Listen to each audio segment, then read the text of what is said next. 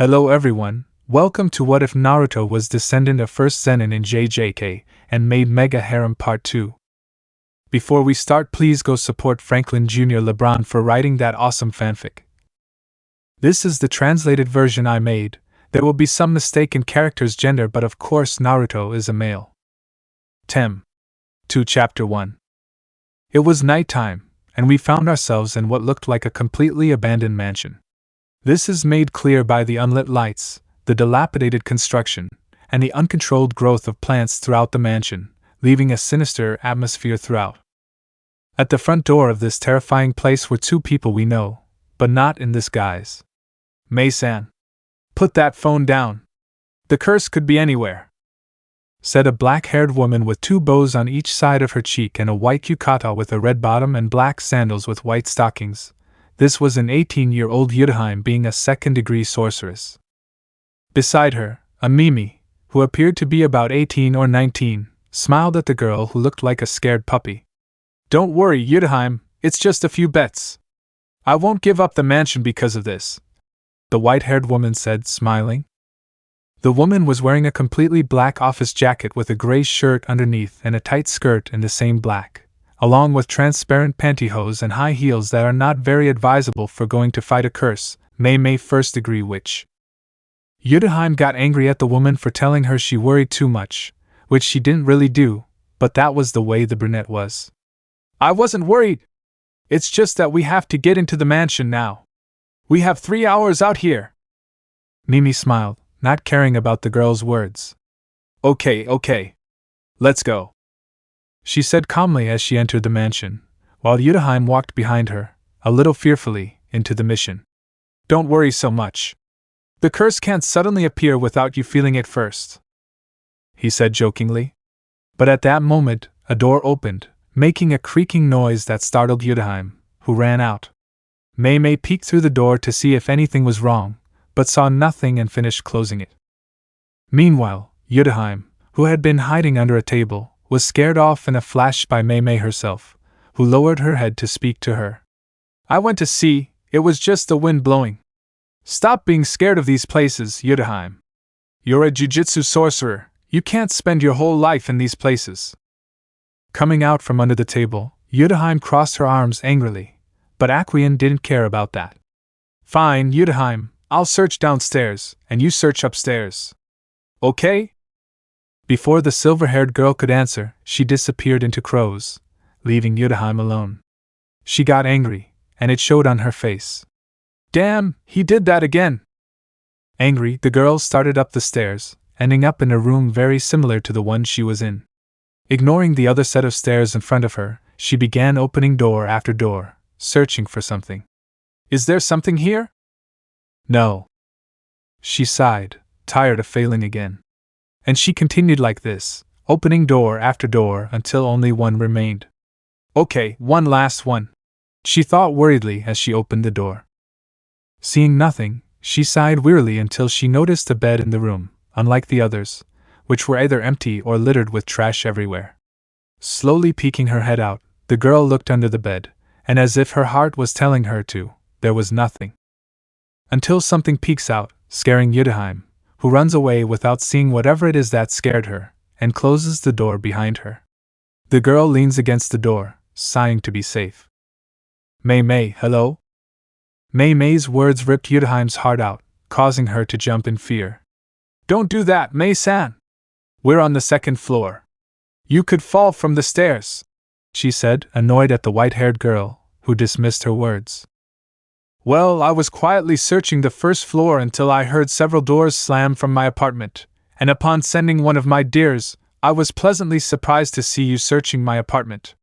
Does that mean you finished yours very quickly, or did you never come up those stairs? She said, pointing at the stairs beside her. Uchiha was shocked when she saw them. What?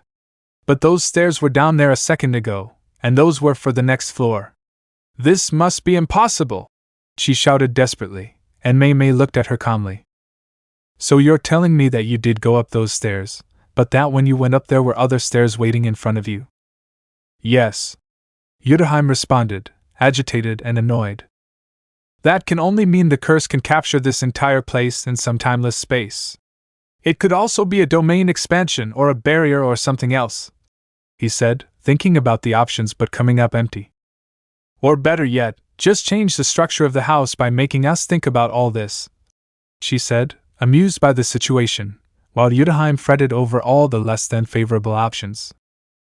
Yudahime was frightened and panicked even more at the situation.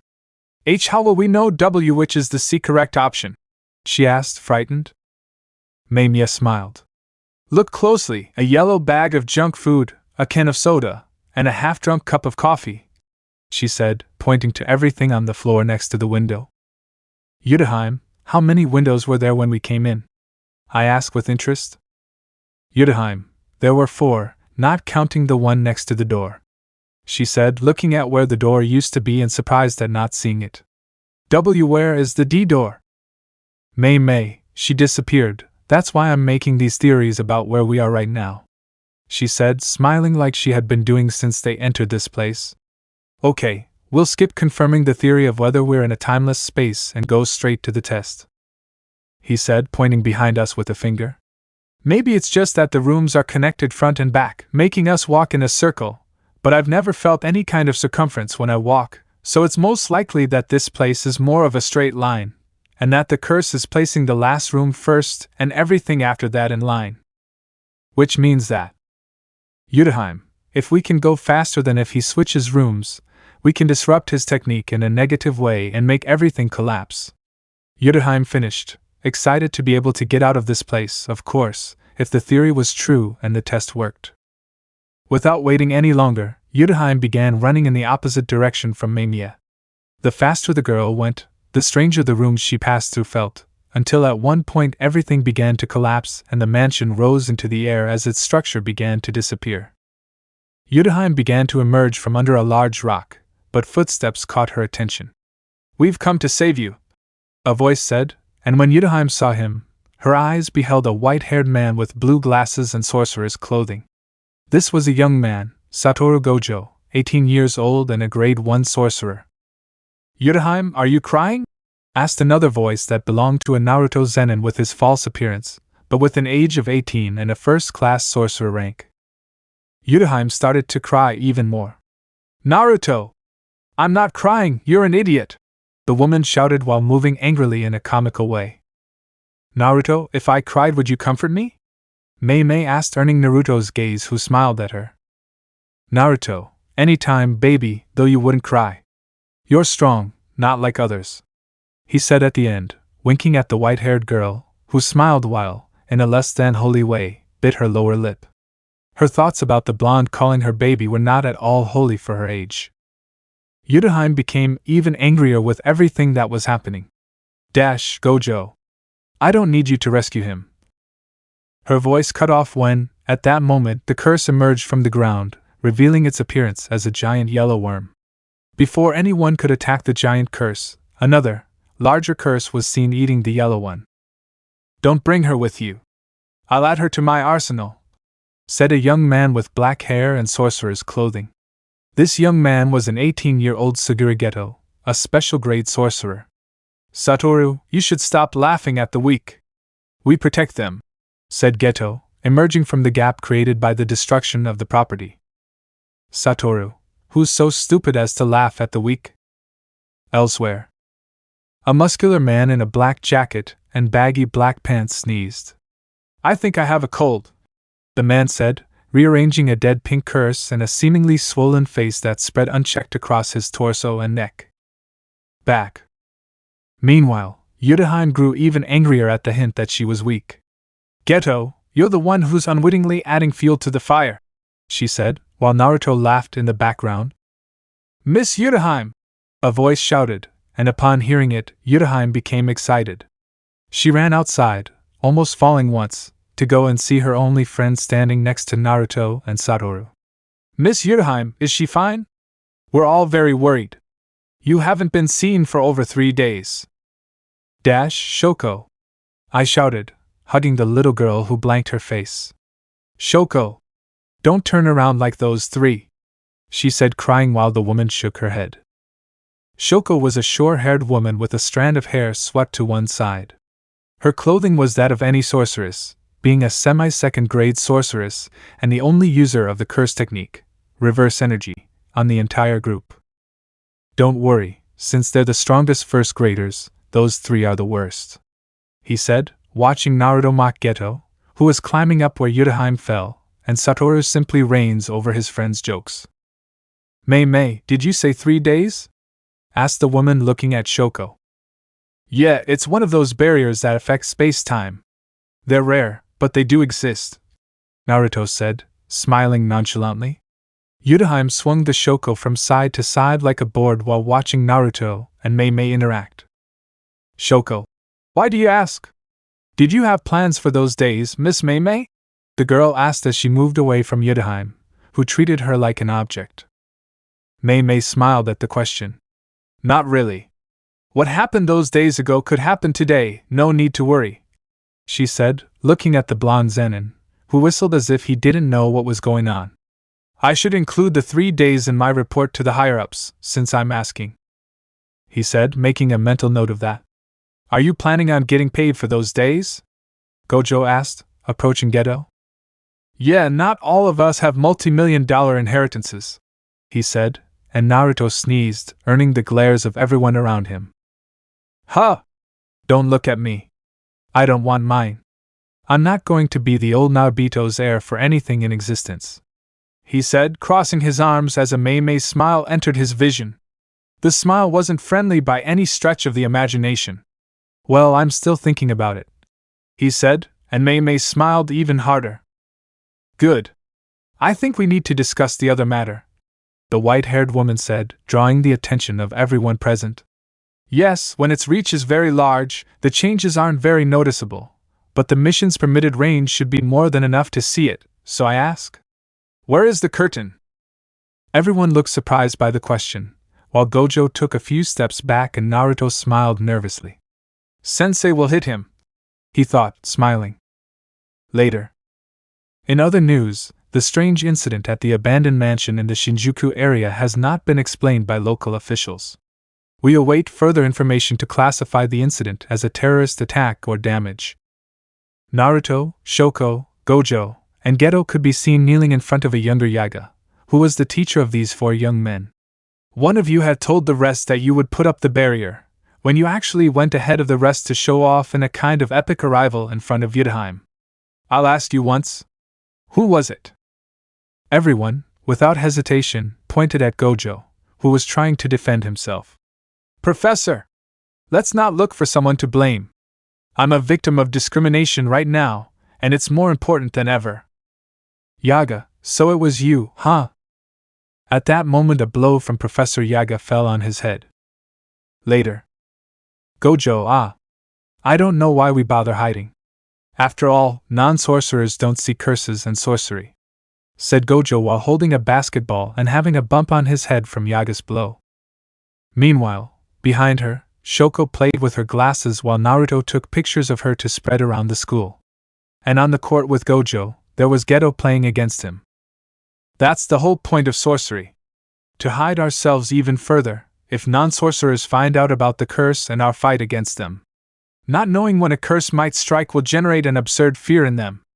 That would create a very powerful curse, and we don't know how powerful a curse born from the fear of curses would be, Geto said, and Gojo just stuck his tongue out at him. Besides, protecting the weak is the duty of the strong. Nothing more, nothing less, he said, taking the ball Gojo had thrown at him. I hate it when you get moralistic, you're disgusting like that, he said, and then said, That's true. From behind, she backed him up. Sugiri got angry while Shoko, seeing what was going to happen, put the glasses on Saturo and left the room slowly, and Naruto looked at both of them waiting for the beginning. Do you want to see if my punches are as disgusting? Then let's go outside, he said, invoking a curse. Saturo, can't the princess go out alone? Go, I'll follow behind you, he said, lowering his glasses while his 6 eyes shone in all their splendor. Before the fight could even begin, the school bell rang, signaling the end of class. Saved by the bell, Naruto said as he grabbed his backpack and other gear to leave, leaving the 2 boys still poised to fight. Okay, let's get back to the Zenin clan. he said, sighing wearily because these last 3 days of the week would be the worst. I hate the weekends when we have to go home, and all because we're from a clan like the Zenin, he whispered, even more annoyed. At that moment, Ichizoka Zenin's mouth appeared on Naruto's cheek. Don't complain. It was one of the conditions the school set for you to be able to enter even though you're an 8-year-old. Thank God your parents agreed to this, or you wouldn't be in school, the old man said calmly. Yes, but because I simply can't stay here like the others, she thought, annoyed as she left the school. She'd say goodbye to Mei, but the girl might be, and she'd be collecting all the money from the 3-day mission she'd been on. I mean, what difference does it make if I'm there for 2 days? It's stupid and boring. Ichizoka remained silent. Well, it's most likely to make you more attached to the clan in some way. Those two Zenin, Mai and Maki. Apparently, old Naruto and your father, Fugaku, are hoping you'll join the clan even more because of them, he said, and Naruto sighed. Do you want me to marry Mai and Maki? He asked, and Ichizoka nodded. Wait. How do you know this? He asked because he had never heard a conversation or anything similar that could have led the old man to this conclusion. When they're around you, they tend to go over the plan in their minds, Naruto said, and stopped at the green light. Wait, you can hear thoughts? Wow. I whisper as if the old man were cool. Something not far from my thoughts at that age. Yeah, brat, I know how to do a lot of things. Like I said, I've created thousands of rituals throughout my life. And I even have the gift of giving a ritual to others, just like we did with your friend. Naruto smiled at the memory. Well, being sealed for over 5,000 years helped a lot with your creation technique, he said, looking at some doors he recognized in front of him that said Zenin Clan on the sign. I'm home, he whispered in a tone that was unemotional and insincere. It was clear he didn't consider this place to be anything more than the clan members might believe. Tem. 2 Chapter 2 AM at home, the blonde shouted in a more animated tone as he entered the clan. Even if he didn't consider it his home, his ego still made him have to announce his arrival to the clan. And just as he thought, it happened. Everyone seemed to smile at him. Naruto-sama! Some children shouted, excited to see the sorcerer with the most potential within the clan. It was even believed that the son of the clan leader, Naoya, was inferior to Naruto. And it was clear, at Naruto's age, Naoya was not even a sorcerer while the blonde, at only 8 years old, was a first-grade sorcerer and the 1 to 2 strongest in this rank, debating for first place against the bearer of the 6 eyes and the unlimited curse technique. So, a Zenin without the 10 shadows technique being tied with a 6-eyed wielder was something never seen before within the Zenin clan.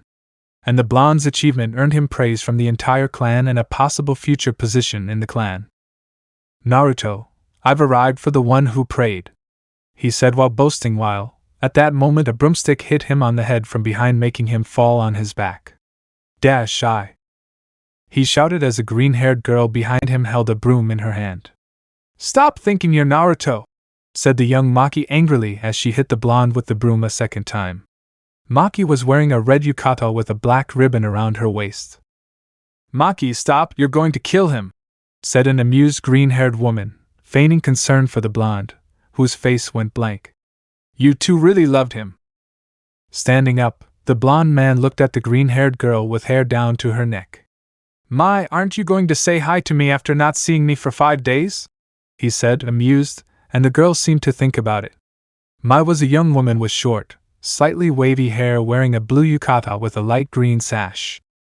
I'd think about it if you were gone for eternity, he said, and Naruto smiled. I knew you loved me, he said, taking the little girl and holding her in his arms while rubbing their cheeks together, causing the girl to blush. Let me go, pedophile pervert, she screamed while Naruto continued rubbing his cheeks non-stop because of the girl's tenderness.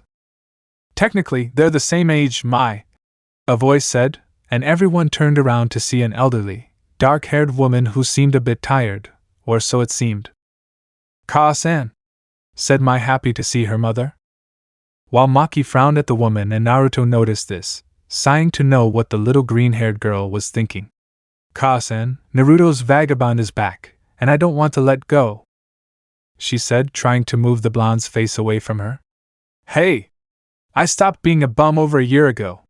Now I'm a first grader, and the strongest one, above all," she said, smiling. "Satoru Gojo is beating you," he said, and Naruto's head went blank. "He hasn't even seen him fight, or known his abilities." Sighed with tiredness. "They always say the same thing. Satoru is an idiot. He clearly couldn't handle the Zenin of the 10 innate curse techniques," he said, remembering his nickname, while Maki's sweat dropped behind him and hit him again with her broom. "Maki, let go of your arrogance, you'll die for it," she said while Naruto smiled even more arrogantly. "Naruto, you worry too much about me, I'm the strongest, don't be afraid," he said amusedly as he lowered Mai, and he himself was covered in smoke and his form shrank into that of an ash-blonde boy with blue eyes. "Didn't you want to spend some time, Naruto-sama?" said the woman mother of both girls while taking Mai in her arms. Naruto watched Maki retreat as he smiled at the woman. "I think I'll pass. I have someone to see first," he said, and the woman smiled calmly at him. "Of course, don't forget our doors will always be open to you," he said as he walked away with Mai, who waved him goodbye with something a little girl shouldn't know, the finger of friendship. Naruto's sweat dropped as he looked at the girl. "She really does love me," he thought as he blew a kiss to the retreating girl, who only gave him the middle finger of her other hand in response. "Ikuzoku. It reminds me of Gojo with Harém," the old man said, a little amused by the green-haired girl's attitude, which was very similar to that of the black-haired girl in the nun's outfit. Naruto, yeah, she gets irritated just as easily. I still wonder why she hasn't transferred to Kyoto yet, so much so that she claims to hate Gojo and still sits next to him in class," he said amusedly. As she walked in the direction young Maki had found her, she saw her hitting a straw doll with the broom. "Don't you need something else, damn it?" he asked, and Maki turned to look at him, but received a black cane with golden tips. The girl looked at it and raised her eyebrow. "What is this? You didn't have it last time," she said, looking at the cursed object. It clearly wasn't from the clan, nor from Tokyo Metropolitan High School, so where did the blonde get it from? "A few days ago I discovered I could also curse weapons. As a test I gave that staff the Sure Strike gift. I don't know if it works if someone doesn't have cursed energy, so I want to try it out. Besides, I owe you a gift." The girl smiled as she stood guard. "Thanks. Now it's time to try it, right?" she asked, smiling. Naruto smiled. As he placed his hand inside his shadow, some Sansetsukun emerged alongside his hand. "Can you do that? Put your hand inside the shadow like the 10 Shadows technique?" he said doubtfully. Was it a copy of the technique, or the same technique? Naruto winked at him as he placed a finger to his lips. "Hey, the strongest always has a secret," he said amusedly as he took the copy of the cursed weapon he had created. The roaming cloud was called the original and apparently belonged to the Zenin clan, but it had been lost for years.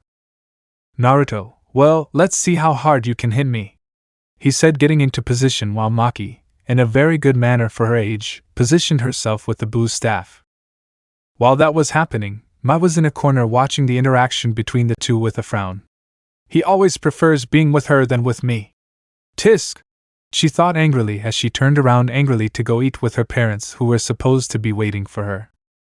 Later, Mai could be seen upset as she ate alongside her father and mother.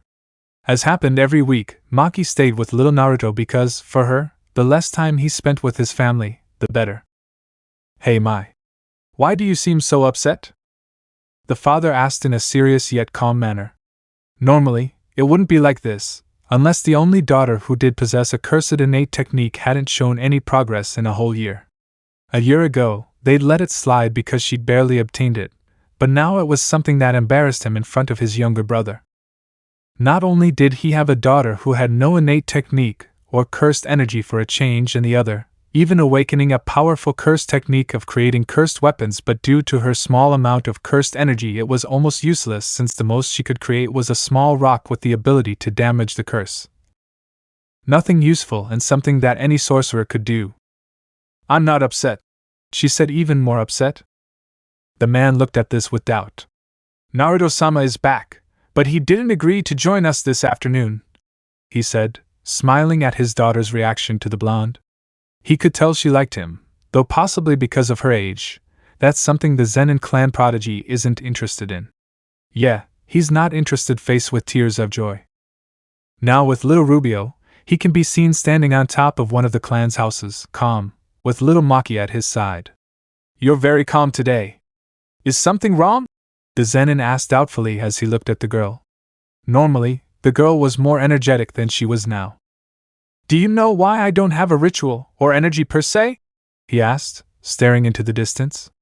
It was something he really always wanted his parents, or someone else to answer because he didn't have any cursed energy, but no one ever did because they were never interested in his personal problem. I don't really know.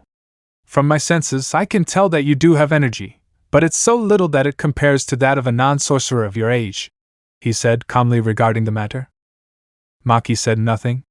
It was the answer she'd been given the most information about, but perhaps she'd learn more in the future. Is this very common among sorcerers? Or rather, do you know anyone else at Tokyo Metropolitan High School with this disability? She asked, holding the golden cane in her hands. Naruto, no. It's not normal, and from what is known, it was nicknamed Celestial Restriction, and technically it will give you an athletic body with a lot of power, but you won't be able to see curses, he said calmly while yawning. But it's not too bad either.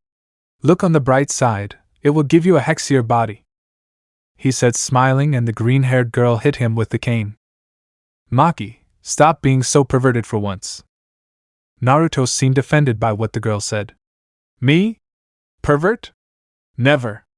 I'm just being honest, it's different, he said smiling. But I think I'll leave you.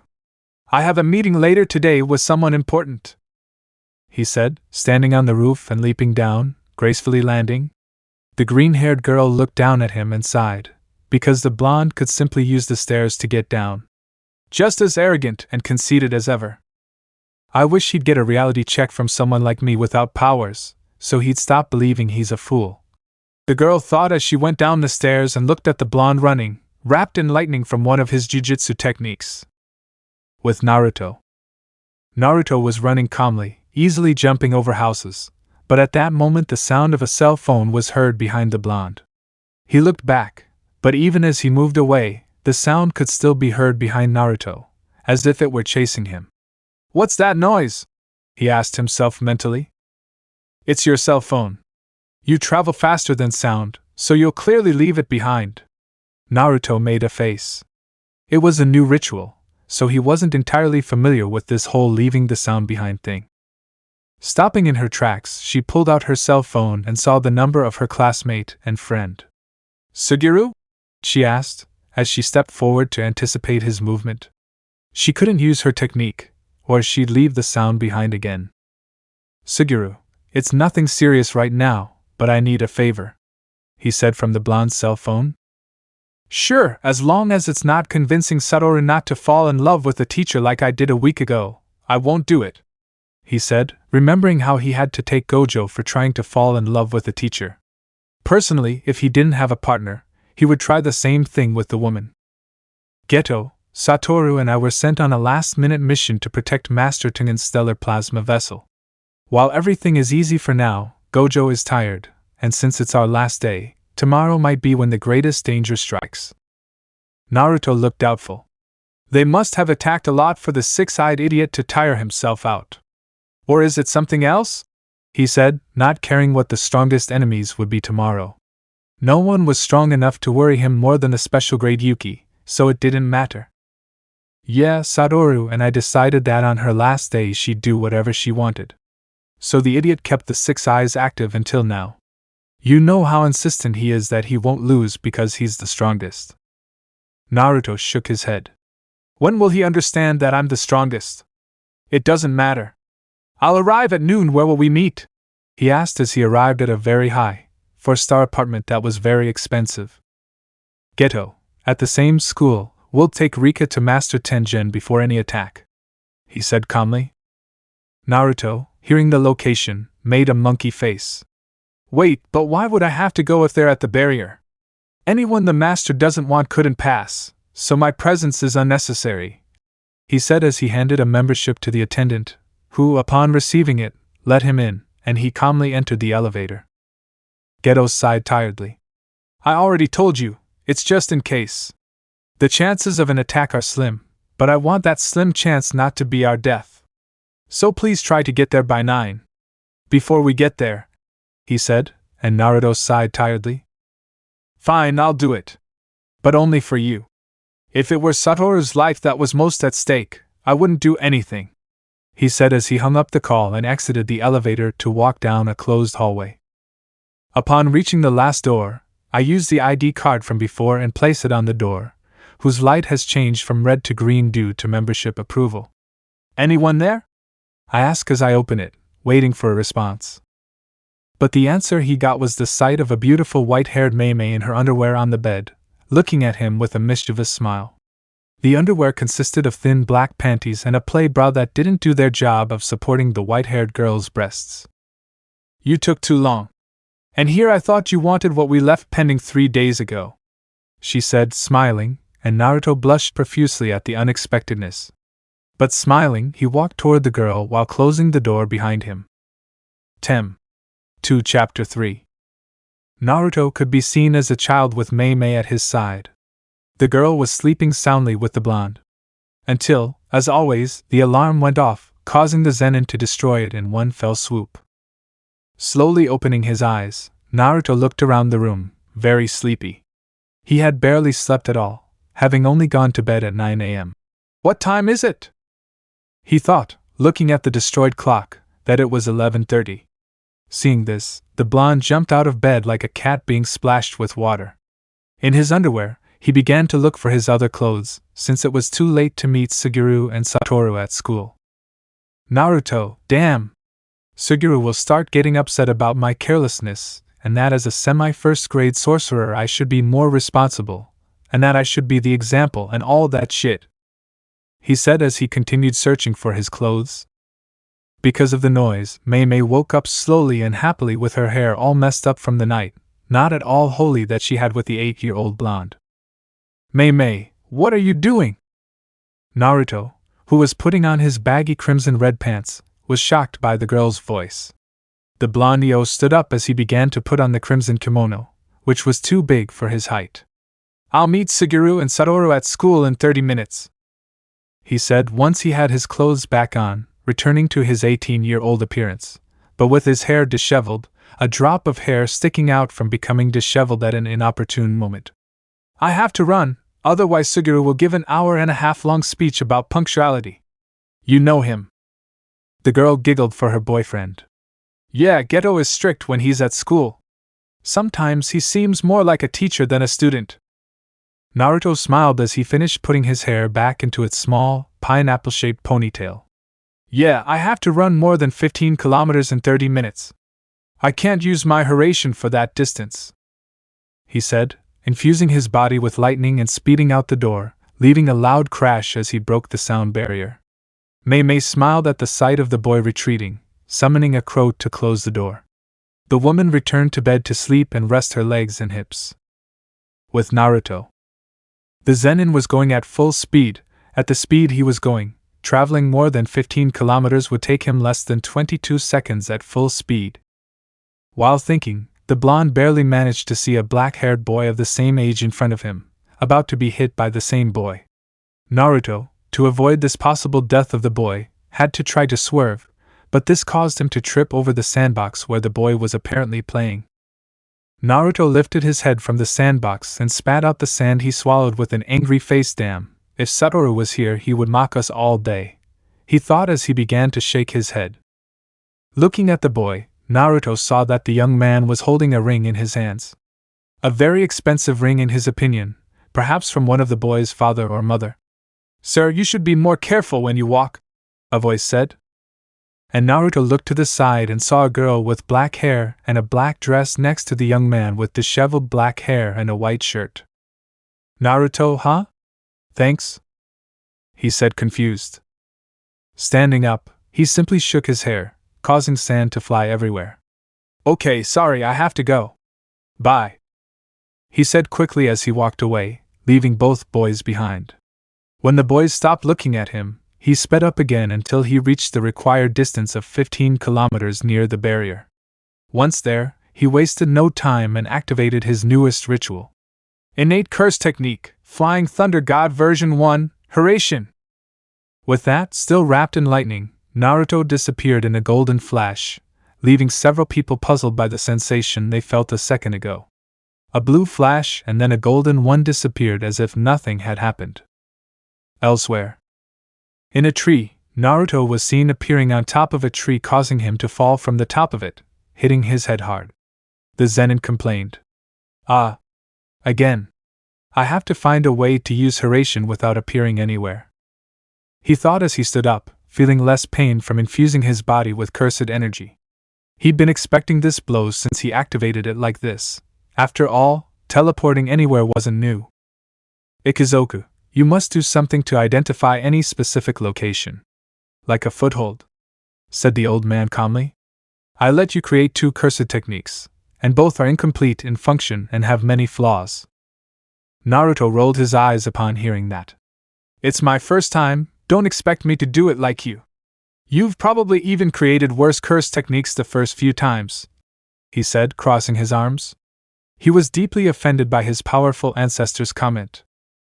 My only mistake was in creating the innate curse technique, the limitation I created for the Gojo clan, he said calmly. Naruto stopped for information from the old man. Wait! You created the unlimited Gojo? He asked in amazement. The most powerful curse technique came directly from you and not a variation like the 2 Buddha techniques that are descendants of one Buddha technique. Technically, yes and no. It's not a variation like the Buddha techniques or the blood techniques of the Kamo clan. Rather, it's, in short, a perfection of my technique. Naruto was a little confused. So it's an evolution? I asked as I stopped before crossing the barrier into the school. No, an improvement. My technique caused the limited to manipulate the space around the user, slowing everything down, though if they lasted long enough attacking, they would pass through. Now, apparently at the cost of having a very short range and a lot of cursed energy, the deceleration time is unlimited. Naruto nodded at that. What other techniques have evolved like this? Hey, old man, did you also create the 6 eyes?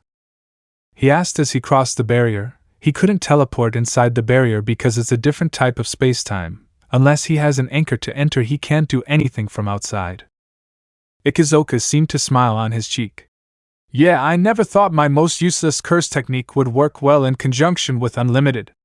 I gave them to the Gojo along with limited because I only created them to do innate curse techniques when I was a rookie. When I created the technique for the Gojo in exchange for 2 favors, I gave them as a gift to the leader. Naruto nodded. I take it you also created the 10 shadow technique and curse speech? The 10 shadow techniques were a gift to my sister. It's my best technique, and I spent 7 months and 4 days creating it. I perfected it myself and gave her a Shikigami who, regardless of the era, would be the strongest due to his physical abilities and the reverse energy-infused sword. Ichigo, not counting his adaptation technique. He said, remembering a blonde very similar to Naruto's current appearance, next to himself more than 4,000 years ago, where he had Naruto's appearance right now being the young one. Naruto nodded in surprise. The 10 shadows and unlimited techniques, so to speak, are the ones you put the most effort into, aren't they? He asked, about to reach the courtyard where Master Tengen's shrine is located. Yes, the others were only between 1 to 2 weeks with a participation of 3 hours per day, that is, 42 hours per technique. Naruto nodded. That's amazing, and can you still use the unlimited techniques or the other ones? He asked as he walked out of the school to the front yard. It would be useful to have those techniques to train with. Ichigo shook his head. No. When I pass on a curse technique, I leave it behind in my brain. To use it, I would have to recreate it or retrieve it from the person who had it. I recreated the cursed speech out of curiosity to create another similar technique. I never created unlimited before, and even if I recreate it, it won't be like the current one, since I don't have the information that the Gojo clan collected to improve it. Naruto dismissed it. No matter, tomorrow I'll start learning the cursed speech, he said, turning a corner. The Harém technique, the lightning technique, the 10 shadows, wild beast technique, and the creation of cursed weapons aren't very good, especially when the last one is newly created again by giving it to my dash. The blonde cut himself because of what he's seeing. In front of his sight, in addition to a swarm of Incepto-type curses, he also sees a black-haired man, possibly 35 years old, with a curse on his neck, stabbing Saturo in the throat, who was just surprised without moving. Naruto was going to move to do something, but at that moment the man lowered the dagger from Gojo's throat to his torso, slashing it, and then stabbing him several times in the foot and finally, brutally smashing Gojo to the floor with one last blow. "You were more work than I expected, but it wasn't that bad," said the man named Toji Fushiguro, or formerly Toji Zenin. The man wore baggy white pants with a tight black t-shirt and the worm-like curse across his chest. This man was, in a way, a wizard hunter or bounty hunter who was summoned to kill the girl named Omanai. The man placed the dagger in the curse's mouth, which swallowed it without difficulty. Meanwhile, sharpening his hearing, he moved away from a lightning bolt that was about to strike him from behind. Looking back, the man saw a blonde Naruto with his hands forming a kind of bow, or so the man assumed. Since he couldn't see the curses or cursed techniques, he had to think that the position was that of a lightning bow if the sound of the attack before gave him a clue about the element he used. Naruto frowned as he activated his technique. "Innate curse technique, wild beasts. Salamander," he said when the worm reached its maximum height of up to 300 meters long and 50 meters wide, intensely devouring Toji, who as if it were nothing jumped away from the curse and summoned a sword the blonde knew well. "The missing sword of the Zenin clan, this man has it." Toji adjusted the sword on his shoulder and stared at Naruto, seemingly recognizing him. Long blonde hair, red kimono, lightning technique, and the famous copy of the 10 Shadows. Look how good, double the reward. Killing the prodigal of the Gojo clan and the prodigal of the Zenin clan in the same day, the two strongest sorcery in the same day died before a primitive like me. Naruto frowned. "Don't get so confident, bastard, or your death will be more lamentable than I'll make it," he said, his anger evident in his eyes, perhaps due to the possible death of his friend. Toji just smiled. "Although you weren't in the escort, you're well known for being as strong as Gojo, or even stronger, so I did some research on you just in case." Naruto frowned. "Has this man been investigating him?" He smiled a little calmly. "Knowing how he died didn't always give you the chance to save your life. Toji, Naruto Zenin, the prodigal of the Zenin clan and most acclaimed of all the new prodigies.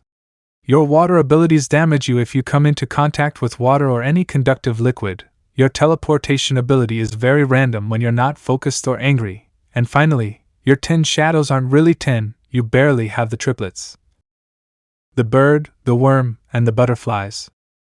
Naruto frowned at the proud, watchful gaze of the girl. "With all the things you can do and your weaknesses, you don't stand a chance," he said confidently as, inserting the sword with a hairy end to the handle, he pulled out a seemingly strangely shaped dagger. Naruto smirked. "Do you really think you know everything about me, you bastard? I'm not even like that idiot Gojo. I know how to keep secrets," he said, smiling cruelly as his hands clasped together in a sort of mace. "Innate curse technique of the 10 shadows, wild beasts. Curse transplant." Toji was confused. He'd never heard of a Zenin curse with that name, but his doubts were cleared up when a blue beam began to charge from the worm's mouth. Toji looked at this in surprise, having never heard of this ability of the Zenin. Transferring a curse technique to a curse of another curse technique? Not even the 10 shadows are capable of that, he thought, smiling. It seems that the copies can surpass the originals in at least one way. Smiling aggressively, he threw his dagger directly at the worm's attack that also came out. In a clash of both attacks, Naruto expected his victory because it was absurd to think that a dagger would beat a lightning bolt like his. But the result amazed Naruto. As if it were a joke, the dagger simply continued on its way as its technique vanished into thin air as if nothing had happened. "How can that dagger do that? Dude, do you know anything about this?" I asked as I watched the man enter his Shikigami salamander almost dead, perhaps to look for his dagger or something. Yes. I hadn't recognized it until now, because before it was a spear and not a dagger. But that dagger is the cursed spear of the inverted sky, she said as an eye appeared below Naruto's eye. Yes, I created it a long time ago. It was a gift for a friend named Genshin Misato as a spear. It was over 1,000 years after I lost my sister, and I created it as a spear capable of deactivating any curse technique I came into contact with. The dagger was lost when Genshin was killed. I never thought my sister's descendants were the possible culprits, the old man said, as Naruto understood. But honestly, he wasn't surprised by the Zenin clan's position. They don't have the largest stockpile of cursed weapons in the history of sorcery, just because they have pretty faces. Naruto put that aside as he watched his Shikigami being torn apart from within, causing it to disappear into shadow. Naruto frowned for a reason that had him worried since the battle began. Are you so proud that you do nothing but enhance your body with cursed energy instead of using your technique? Of course, we're assuming he has some, he said as he was about to activate another Shikigami, but the man's response surprised him. I have no technique or cursed energy. I'm not like you shamans, who need a stupid blessing to be able to move a simple car or something smaller, he said while kicking a tree towards Naruto, who was surprised by this. Wait, he's doing all this with his physical strength? He thought as he punched the tree, causing it to split in half. Seeing this weakness of the man in front of him, he smiled as he prepared himself. If so, then I'll be able to kill myself faster. Innate curse technique of the 10 shadows, wild beasts Fenrir, Mechari triplets. Come, he said, following the plan in his head. Okay, brat, your last fight will be against me. Tem. 2 Chapter 4. Naruto looked at the black-haired assassin and his friend with intense crimson eyes. Attack! He ordered while all his available Shikigami attacked the man at once, but he didn't even care. He dodged the blasts of compressed air from the Mechari's triplets, while killing the occasional butterfly to keep an eye on the young Zenin, but he didn't succeed because when he saw where Naruto should be, he saw nothing but nothing. Although he was still able to dodge the seemingly lightning saban that were aimed at his neck and vital parts of his body. Attacks weak points from great distance? That's stupid, the Fushiguro thought. Looking up at the sky, Toji smiled as he saw the boy on his Fenrir bird flying over the area. You're very predictable, brat, he said to the serious Naruto, who didn't say anything. Naruto raised his hand as a bolt of lightning appeared and he suddenly launched himself from the tree. He then disappeared in a yellow flash, landing behind Toji, who opened his eyes. Chidori Nagashi, he whispered as the lightning bolts from his hand began to move through the air. Toji, overwhelmed, moved back but simply had to endure Naruto's kick that appeared behind the Fushiguro. Somersaulting, Toji received another kick from Naruto, this time barely blocking it and sending it flying. Naruto smiled. Chidori Aizen, he said as a sheet of lightning formed in his hand and extended towards Toji, who blocked it with his own sword. Stupid brat, he whispered, frowning. But suddenly Naruto jumped super high, ending up in a blind spot in the sun, blinding Toji for a few minutes. Until in an instant, in a yellow flash, Naruto disappeared from the air and appeared next to Toji, who looked at Naruto's hand wrapped in lightning, about to hit the Fushiguro. I won. Naruto thought, directing his most powerful Chidori technique to hit the Fushiguro, who just looked at the boy approaching disinterestedly, and squeezing his sword with a cut. The Zenin lost his wrist, but with Naruto he just smiled. Clenching his other fist, a blow embedded itself in the Fushiguro's cheek, sending him flying in surprise. I think you greatly underestimate me, Naruto said, smiling as the bleeding from his wrist suddenly stopped slightly. Toji flipped and landed on his feet, smiling, seemingly unharmed by the blow. Do you think you'll be more work than the Gojo? You won't be a problem. I'll take this as extra work. Let's see how much I get for your life, he said with a smile as he pulled the sword from within the worm curse and looked at Naruto, who had gotten into fighting form. Don't get so confident. I'm more than just technical.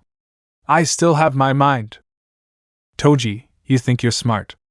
I'll show you how smart you are, he said when Naruto opened his eyes since the man had disappeared from his forehead. Suddenly Naruto felt something small behind him and turned around to find the Fushiguro about to cut off his head.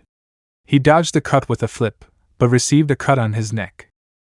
But he didn't see the insect curse behind him that stung his neck, eliciting a groan of pain from the Zenin. "What the hell?" he yelled in pain as he swatted away the curse. "That thing stung me!" "Toji, you're easy to fool. Such a small curse is easily overlooked while you're in danger, right?" The man began to laugh in Naruto's face, who frowned. "Innate technique of the 10 shadows, priceless sacrifice," Naruto said as Fenrir suddenly fell towards Toji, but he managed to dodge it easily, although he didn't expect a glow that covered him and suddenly exploded. Although luckily for Fushiguro he was able to come out almost intact from the attack, only with a little blood coming out of his head from the impact. But then a compressed air bullet hit him from the last Mechari alive in the fight, who quickly disappeared after being hit by the sword of Toji who had thrown it. Taking his sword from the disappearing shadow, Toji smiled at Naruto. "Are you planning on dying yet?" he asked the boy, who frowned angrily.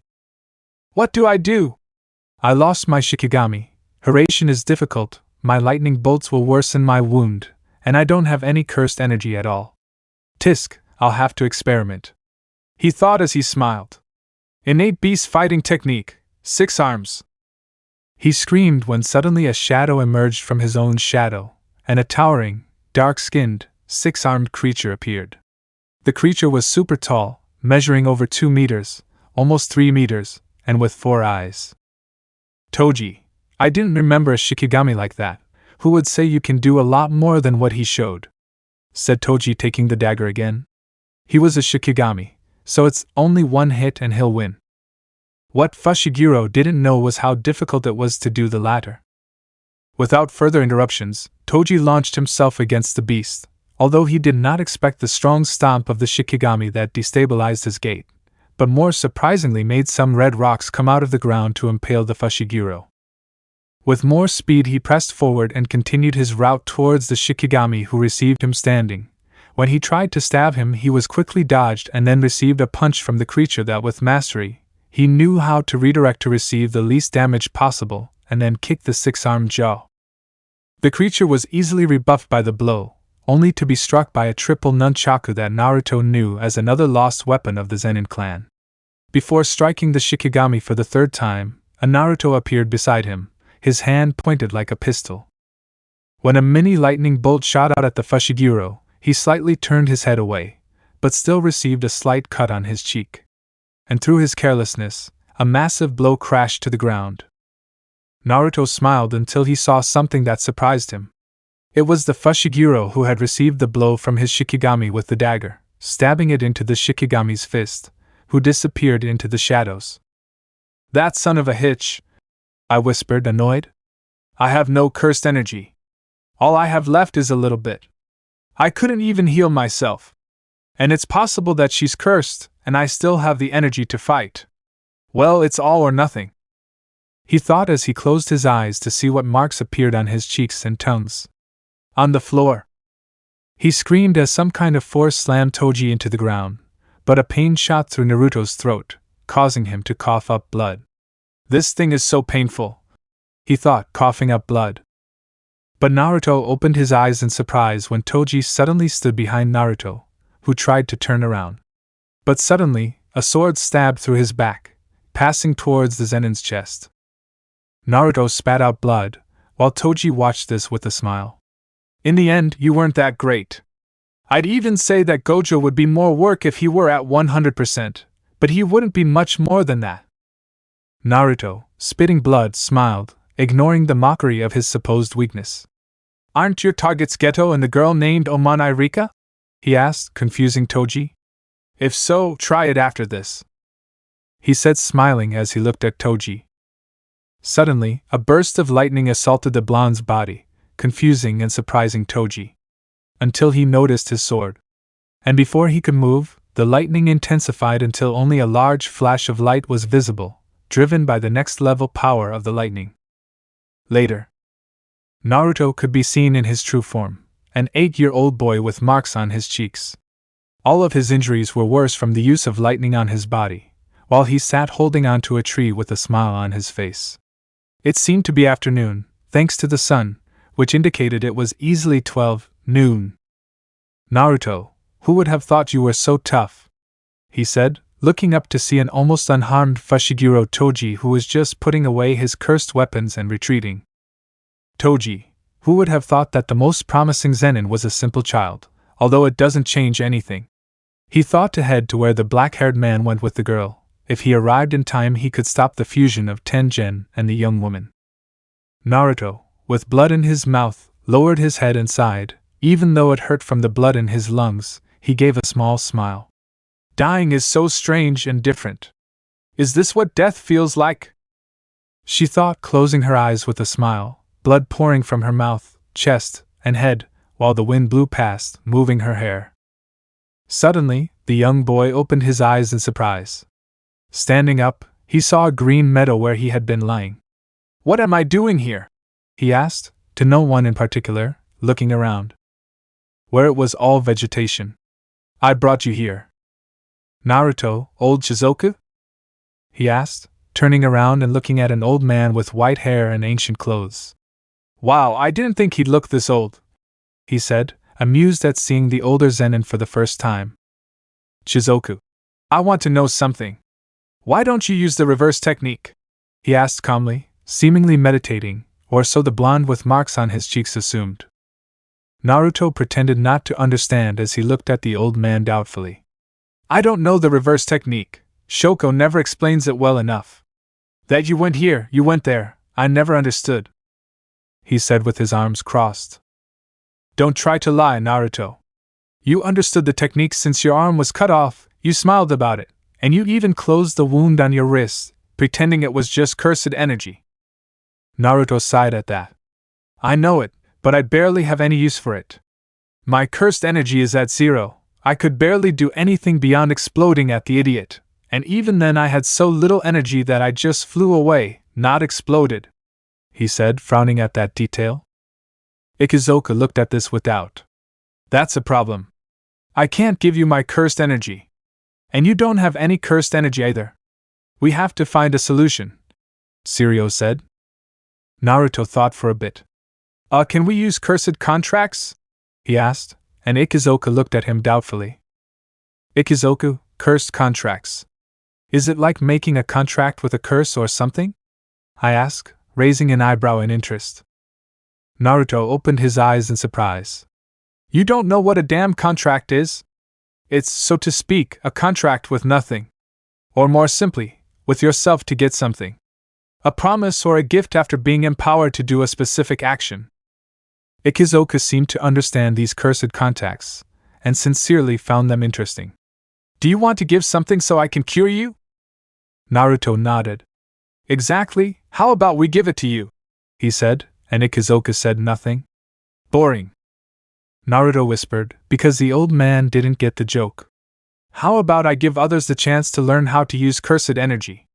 It's a good idea, and I'm not like I'll be playing Jesus to help everyone." "Ichigo, that's very selfish.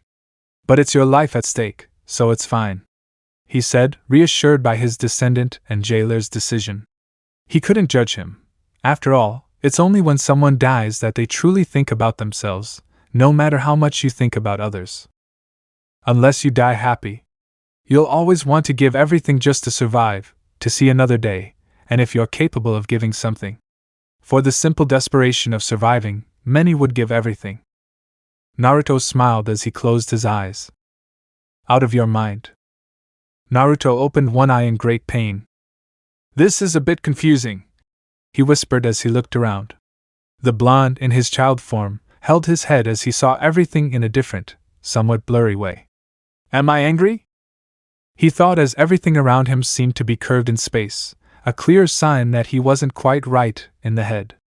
Naruto began to touch his face, where he felt his blood, and clenched the fist he had recovered. "It's not everything I thought, but it's no less of the same either," he thought, his gaze drooping with exhaustion. He still had almost no energy left. The technique had taken 5 or more minutes to heal, as the sun shone orange, clearly indicating its setting and that it was around 6 or 5 in the evening. "Naruto, now that he came to school and I can say that we were all massacred, I doubt that Geto could have even lasted 6 minutes against that man," Naruto thought, looking around and everything destroyed. Although my vision was still blurry, I could still make out several things and knew that no one would likely come for another 2 days. After all, it was the weekend, when all teachers and students were allowed to go home from school on an optional basis. Ikizoku, Naruto, stop talking to yourself, he said to the boy, who didn't seem to hear him.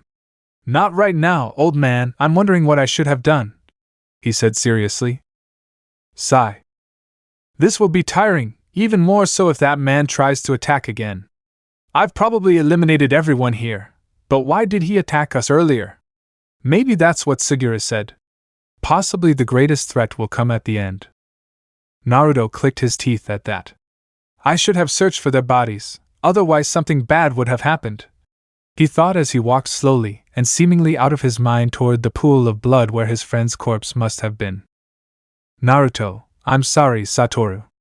I'm a failure. I arrived late, and I couldn't even defeat someone who didn't have cursed energy. Hee, how did I ever think I could be the strongest? Face it, I only hid behind that lie to avoid revealing that I'm really still hurting here. A whisper touched his heart. Every word from his clan, former friends, and parents hurt him deeply, especially when he'd been so loved before, and he thought they loved him and he should return that love, but they simply squashed him like a cockroach.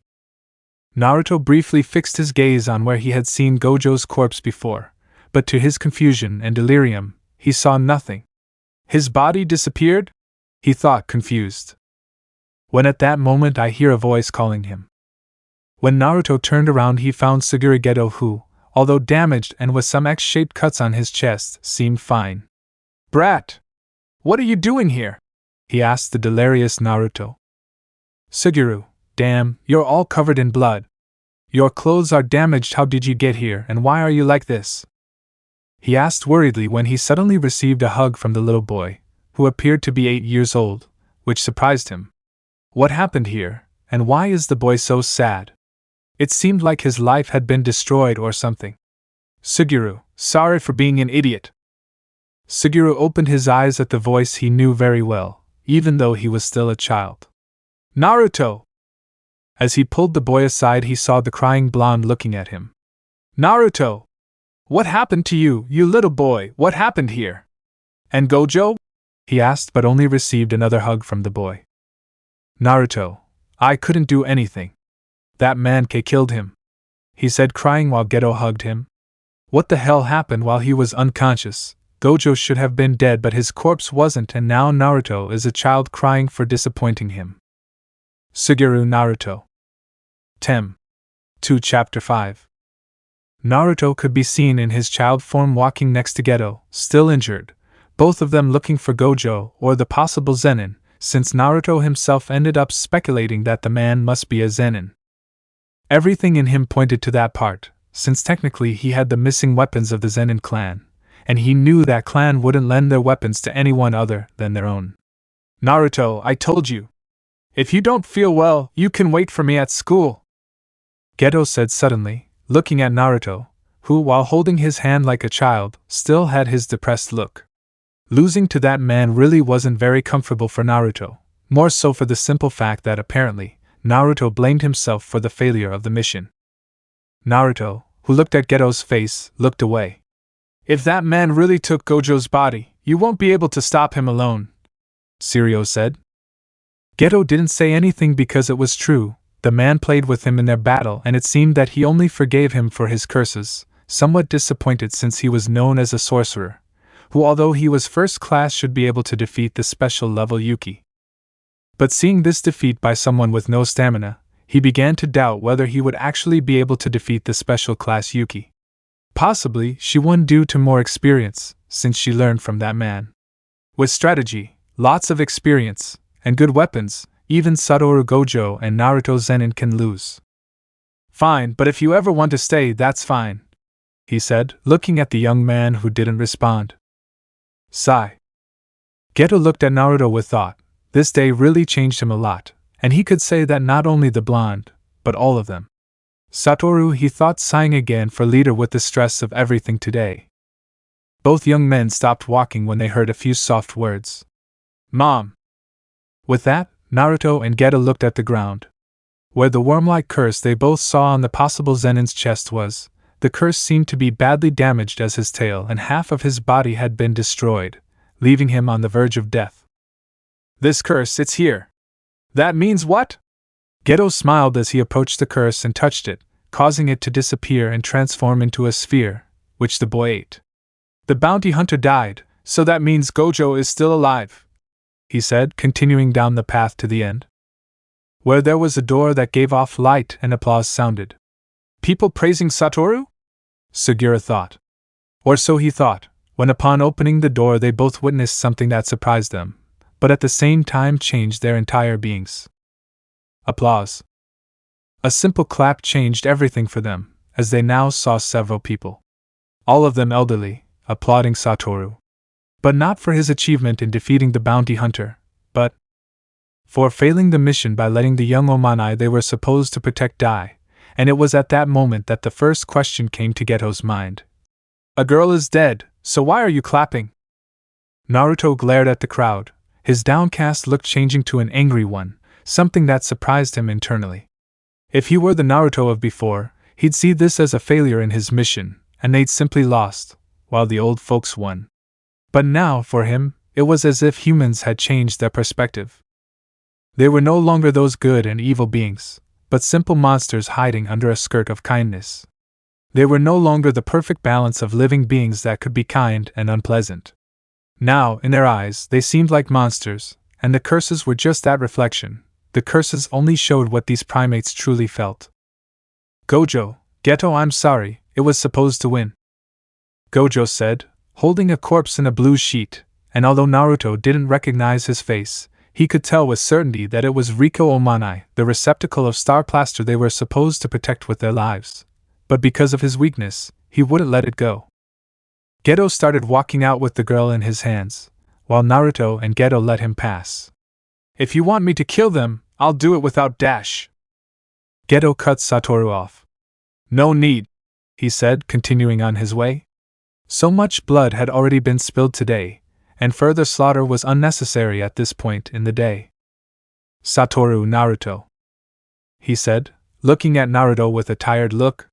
The man apparently had improved his cursed energy sensing, as he recognized Naruto by his energy signature, even ignoring his size or appearance. Naruto said nothing and continued on his way, his gaze downcast. He's not doing so well, he feels guilty for not defeating him, he said, and Satoru said nothing, understanding. He felt useless for losing. He called himself the strongest, and was tricked by a man with a basic strategy. Geto, it would be better to end the day here. Some time later, you could see Naruto, Geto and Gojo, who were miraculously alive because they had learned the reverse ritual at the last minute just like Naruto, and apparently went to look for the man who defeated them and ended up killing them with his new attack, purple, which was the combination of red and blue.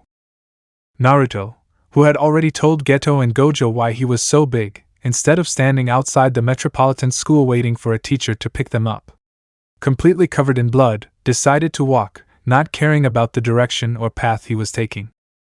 Geto and Gojo watched the blonde mini walk by, neither of them really wanting to stop him.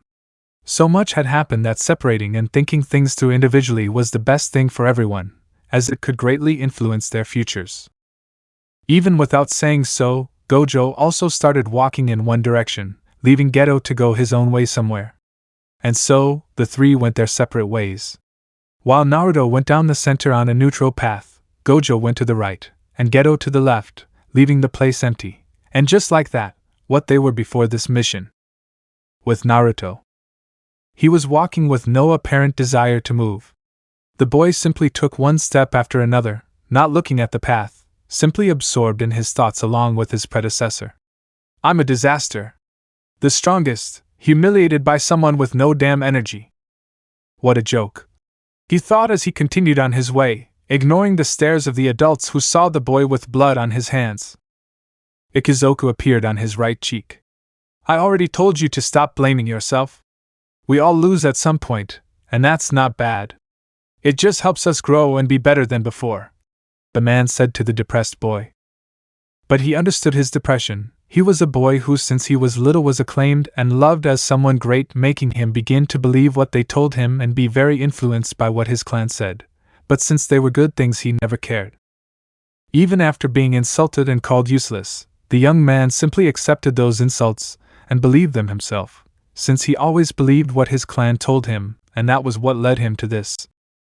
A young man who believed too much in the words of others, thinking that it was the right thing to do, and being acclaimed by his clan as the second or first strongest sorcerer, currently believed it to be true, and in a way that got into his head, letting his arrogance combine with his self-confidence, and making that in a way that led him to his loss today.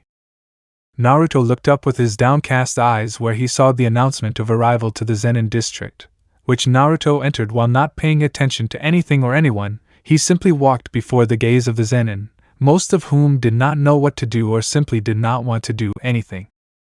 The boy walked without interest and dejectedly, even passing Mai and Maki without even looking at them, much to the concern of both girls, who were staring at his back as he walked away. "Nei-san, he's..." Maki nodded. "He's not well at all. We should leave him alone for a while. Apparently his last-minute mission didn't go so well," the girl said, turning away with her bow staff and leaving her sister, who was still watching Naruto, retreat.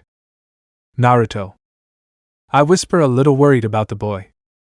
Meanwhile, Naruto was just walking towards the last place he would walk if he were sane, but currently, that didn't matter to him. He simply continued on his way and without saying a word, crossed paths with a woman with long black hair, a thin face, and a tablecloth. This woman was known as Mikoto Zenin, wielder of the red fire and the hottest flame of sorcery. The woman watched as the blonde boy climbed the stairs to his old room, while beside him, a man with brown hair, slightly noticeable earmuffs, and loose clothing looked on, drinking coffee.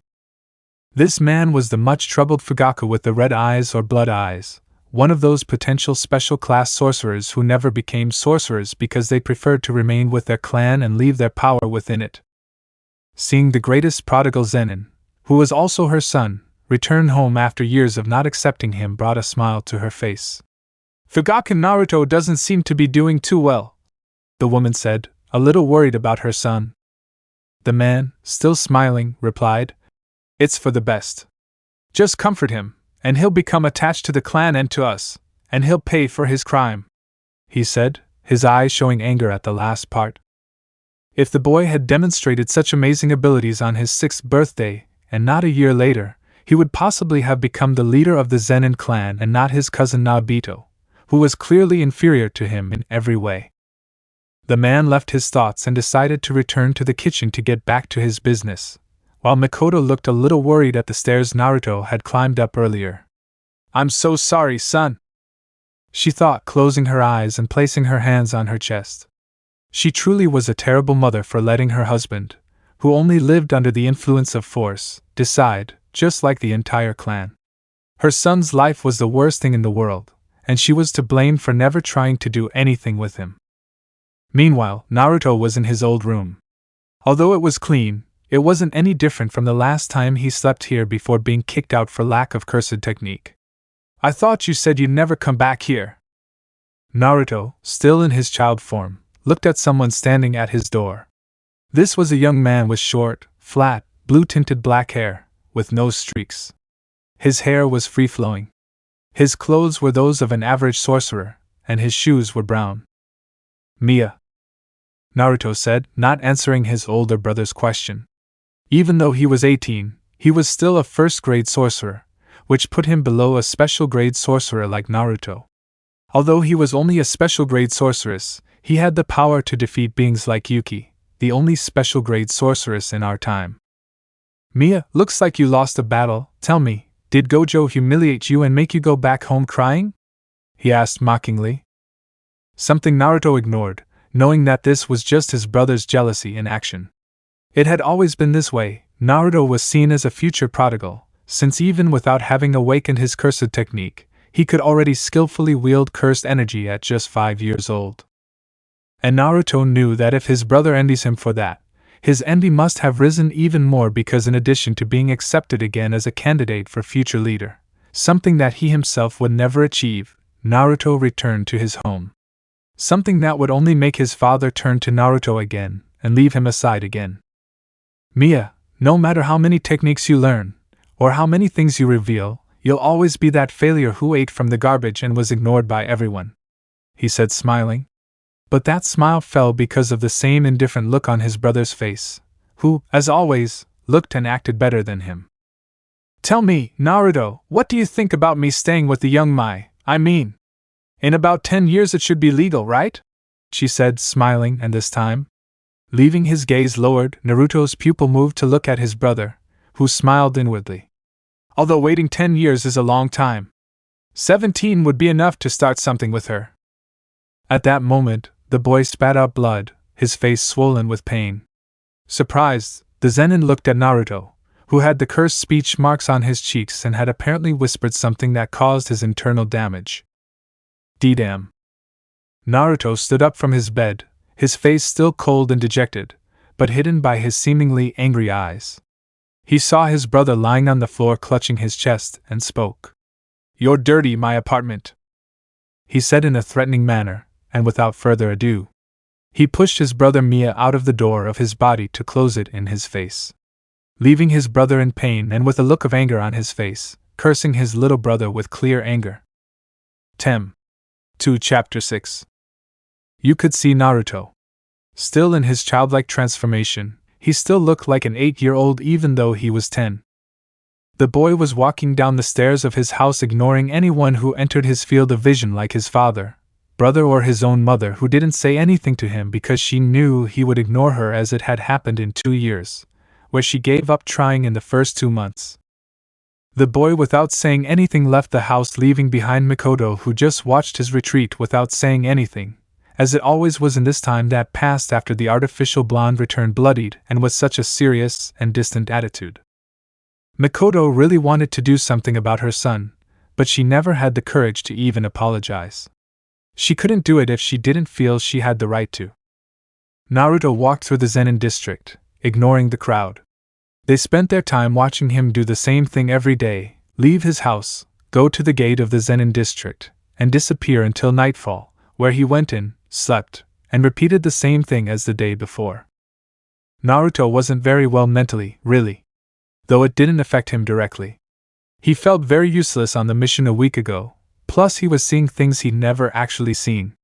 Humans. Naruto frowned at the memory. I no longer believed that curses were simply created by people's hatred for something or someone, perhaps, and curses were a simple reflection of various people's emotions. As if their ambitions and way of thinking represented the true way people see and think about others, which is not so far-fetched since several curses end up being very similar to a set of people, in thoughts and attitude. "Are you leaving already?" asked a voice Naruto had heard coming from the same place all week. "Yes, I'm leaving now. I have a meeting with my colleagues and I can't be late," he replied without making a direct contact with the girl's eyes, which was standing next to the Zenin district gate, waiting for him, as it had been all week. "And I can't go? You promised to take me to school one day, remember?" Naruto raised an eyebrow. That was a year ago, he thought, because he really didn't expect the girl to remember. Or maybe she only remembered today, and that's why he asked her now and not before. "Maybe tomorrow. I'm very busy today," he said, with white smoke swirling around him. His form shifted to the fake one he always used, now with a crimson, demonic sword in his hand. A weapon that Ichigo Zenin himself had given him, along with a contract with some beings. Fine, but I expect you to comply, idiot," she said, crossing her arms as she looked at the boy who didn't respond. With a flash, she disappeared from Mai's sight, leaving her feeling sad. Naruto. Elsewhere. Naruto could be seen appearing in a yellow flash at the Tokyo Metropolitan School, where he had a seal within the barrier, said seal that allowed him to anchor to appear, enter or exit outside of any space-time secluded like the curtains. Naruto looked around. It's possible there's nothing. The people here are too isolated. The bad vibes that Goku, Geto, and himself are giving off from the mission a while ago are very noticeable in the air. Especially with Geto, who was in a very bad way. Since a very close companion of Geto and Naomi, named Yuhibara, had died some time ago, along with the boy being almost forgotten, It also influenced both him and Saturo to work and exorcise curses alone due to their current unimaginable level. Since both of them, by a very abysmal amount, had surpassed the former only special grade. But with the rise of Naruto, Suguru, and Saturo, the special grade Yuki was no longer the only one and was even said to be the weakest of all below Geto, which was below Naruto and Saturo, who didn't even know which was the strongest between the two. Naruto, it's just you, Suguru? Naruto asked, looking at a broken and really mentally ill Geto, because you could see clear insomnia in his eyes and his messy hair. Yes, we were ordered on a mission. There were rumors of beings possessing girls, giving them the ability to choke without interacting with the civilian, Geto said, very, very dejected. Naruto looked at that and raised an eyebrow. It sounded more like an innate technique than a possession, even worse coming from humans. They'd clearly confuse the two and possibly do something crazy. We'd better hurry, we don't know what will happen, Naruto said as he left Geto behind. He placed his hands on his forehead and sighed for another day. Another day of the same old thing, and really, he didn't like it. I have to protect them, I have to help them. That's what the boy whispered as he stared at the ground, somewhat desperate and undecided. He didn't know what to do at this moment. Perhaps a mission to help and protect them could change his mind. No? Of course, it can go wrong. Some time later, Geto and Naruto are asked to be seen walking through a town. The town was a decent size, perhaps the size of Shinjuku or Shibuya, or a bit smaller. But it clearly had a very small population, as most of the houses were empty and abandoned. Naruto looked around. This place shouldn't be able to generate curses, or not a curse with a high enough rank to affect others like the second and third degrees, since the fourth degree can't harm people beyond causing discomfort. Sir, could you tell us where to find the leader and the possessed? Suguru asked, looking at a random man, who turned around to look at him and recognized his completely dark blue uniform. Peasant, so without you, the leader is in the last house on this same street. The possessed are there in his house, along with him, said the man with a strange look that Naruto didn't like. They're clearly hiding something around here, and I have a feeling it has to do with the possessed. Naruto raised an eyebrow at Ikazuka's voice. If that's true, why can't you read his mind? He asked doubtfully as he followed Geto, who began walking along the path toward the village leader's house. Ikazuka, it's not easy. One of the conditions is to stare into his eyes, and since I can't manifest here for your friend, I clearly can't go out and look him in the eyes. Naruto, so how did you read Naobito and Egi's thoughts? Naruto asked while ignoring the greeting given to him by the apparent leader of the village who began to lead them through the house towards the possessed. Ikazuka, they looked you straight in the eyes. Here everyone looks away after a few seconds. And unless I'm the one who dominates the body, I definitely need to look into your eyes to read your mind, said the old man in Naruto's mind. The blonde just nodded. Try the technique on the possessed. They probably know something about here, he thought, leaving the conversation behind and watching as the man began to open the door.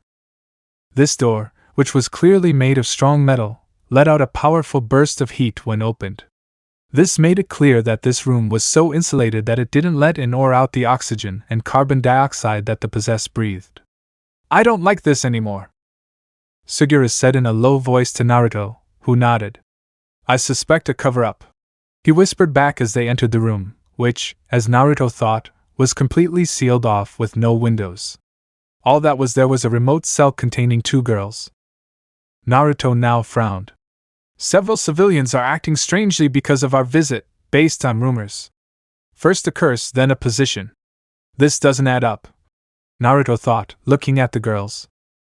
Suguru, they seem very normal to me, said the black-haired man, now distrusting the leader who got a little nervous. Why yes, it's because we've kept them here without their devilish weapons, he said, and now Naruto was interested. Diabolical weapons? They should be necessary weapons for their rituals, if that's the case. They should be defenseless without them, and they clearly shouldn't be here. Old man. Got it, the old man replied in Naruto's mind. And without saying anything, Naruto knelt in front of the bars, looking at the 2 young girls inside. One was blonde and the other was dark-haired, about 9 or 10 years old. As expected, they were very malnourished and dirty, not to mention red from the suffocation of breathing the same air they had already consumed. When the blonde girl noticed Naruto, she walked away with the brunette, leaving Naruto even more confused. "You're scared of me, aren't you?" he asked the blonde. She didn't respond and simply glared at him, furious. Although behind that anger lay a deep fear of something. A deep fear about something that must have been repeated almost daily, if the way she trembled and moved was anything to go by. "Her way of moving away and escaping from me is something that repeats itself daily," Ichizoka whispered in his head. "It's only 4:30, it's not time yet," said the brunette, who was hugged by the blonde in an attempt to protect her, and that made Naruto frown. Wasn't it about time? Clearly something happens here every day at the same time, and it's later than 4:30. "Suguru, keep our kind lord here, and put some curses on him that will prevent him from leaving this village," Naruto said with a glance at Geto, who understood and unleashed several curses. He placed himself in the path of the leader who was trying to escape, which he failed miserably. No longer worried, Naruto looked at the young women and smiled calmly at them. Although it wasn't reflected in his eyes, he still had a beautiful smile that made the girls no longer afraid of him. Or at least, they no longer distrusted his actions towards them.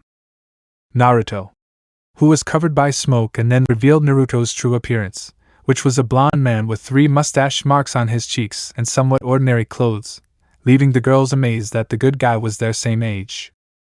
"My name is Naruto Zenin. I'm here with my partner Suguru Geto, and we came because there were rumors about a curse that possessed young people and forced them to hang some people. That story is no longer credible given how you reacted to me, so I want to join you. I approached and looked into your eyes," she said, and both girls frowned again, and Naruto understood. He moved very quickly and asked her to come closer to him. Where he could have immobilized her was wrong. But he needed one of the girls to look him in the eye, and in the darkness of the cell, that wasn't possible since the only source of light came from the door behind him. "I can read minds," he revealed, surprising the leader. This time, he got scared and tried to jump on Suguru and use force to escape. A punch, however, knocked him to his knees, ruining his escape plan once again. "I need one of them to look me in the eyes so I can know what's wrong and help them." With that said, the brunette who separated from the blonde tried to approach Naruto, astonished by her sister or friend. Naruto didn't know what they were, but they were so similar that he could call them sisters. "Mimiko, you can't trust Dash." The girl couldn't finish because of a strong coughing fit, perhaps because of the tone in which she spoke or the force she used, possibilities she didn't use much here. With the brunette now in front of him, Naruto looked at the woman called Mimiko and smiled at her. "Does this happen a lot?" he asked, and Mimiko wordlessly lowered her head. "You don't want to talk, I understand. Just look me in the eyes," he said, looking into the eyes of the girl his age. She did the same, and at that moment, Naruto's eyes unknowingly shone a light green, until they vanished in an instant, and Naruto smiled. "Thank you," he told the girl to stand up. And placing his hand on her shadow, the malevolent sword. A sword created from the severed arm of Harém and Sukuna, the king of curses and ancient sorcerer from over 1,000 years ago. With the sword, Naruto simply made a motion and then smiled at the girls. "Close your eyes." Nanako did as ordered, closing her friend Mimiko's eyes. At that moment, the village leader was cut into tiny pieces, which fell to the ground like garbage, something Naruto did consider. The Zenin looked at Geto, whose eyes were wide open, and not exactly because of the leader's murder. "Everyone's involved?" the black-haired man asked, his face in shock. Naruto placed the sword back on his shadow. "There were more than those currently living in this village. So possibly even foreigners were involved, and those who refused must be the ones who disappeared, as was rumored due to the supposed curse." Suguru nodded and looked at the young women to smile at them. Naruto looked at his companion and decided to speak. "You know what you're about to do will mean, right? I won't stop you, but make sure it's what you want, and not just an impulse," he said, grabbing the stone bars and sending them flying against one of the walls with a yank, creating a loud bang that alerted the entire village. "Do what you have to do," Naruto said as he walked off, leaving Geto and the girls behind, who stayed with Suguru. Until the black-haired woman ran up to Naruto and gave him a hug from behind, leaving Naruto a little surprised by the slight contact. "Thank you?" Naruto heard coming from the girl, making her smile. "You're welcome, now go back to your friend.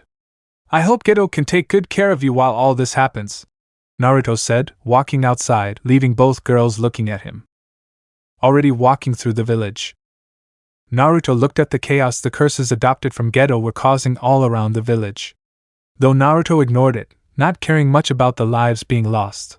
After all, there were no children in this place. Perhaps because they were doing the same thing to him as to Mimiko and Nanako. She thought, recalling both their names in the memory of who was Mimiko. It wasn't strange that entire villages would get involved in these things, especially because they were seen as a religion, a rule, and even a tradition. Both girls truly suffered greatly, both knowing that they were forced to kill one person or another. Perhaps those were the ones who disappeared or were hanged. They forced Mimiko to use her tool to kill those who didn't want to be with them or tried to help her. Being the murderer of someone trying to help you, that would drive anyone crazy, the senior Zenin heard. And Naruto nodded in agreement. Killing someone who's trying to help you would make anyone stop asking for help, just because they didn't want to hear the same thing they heard from everyone else. Perhaps that's why they didn't ask him and Geto for help, not only because they thought they were also bad, but because they didn't want them to be killed, or worse, forced to kill them. Naruto snapped out of his thoughts when he felt something grab his ankle. Looking down, a look of disdain yet interest appeared on his face. Help us! These things started attacking us out of nowhere." The man who had told them the location of the leader's house spoke. Naruto looked at his damaged body, which was clearly on the verge of death. He was missing a foot and had part of his head bitten off. He would bleed out and die in a few seconds. "Naruto. Help? I didn't see you help Mimiko or Nanako when they asked for help.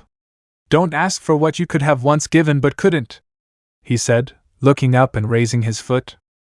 He stomped hard, crushing the man's head with a grotesque and disgusting sound.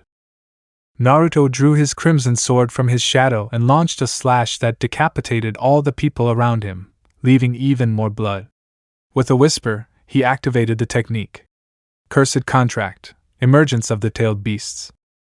With that said, a fox and a raccoon emerged from his shadow, miniature in size and harmless in appearance, which confused the Zenin a bit. Ichigo?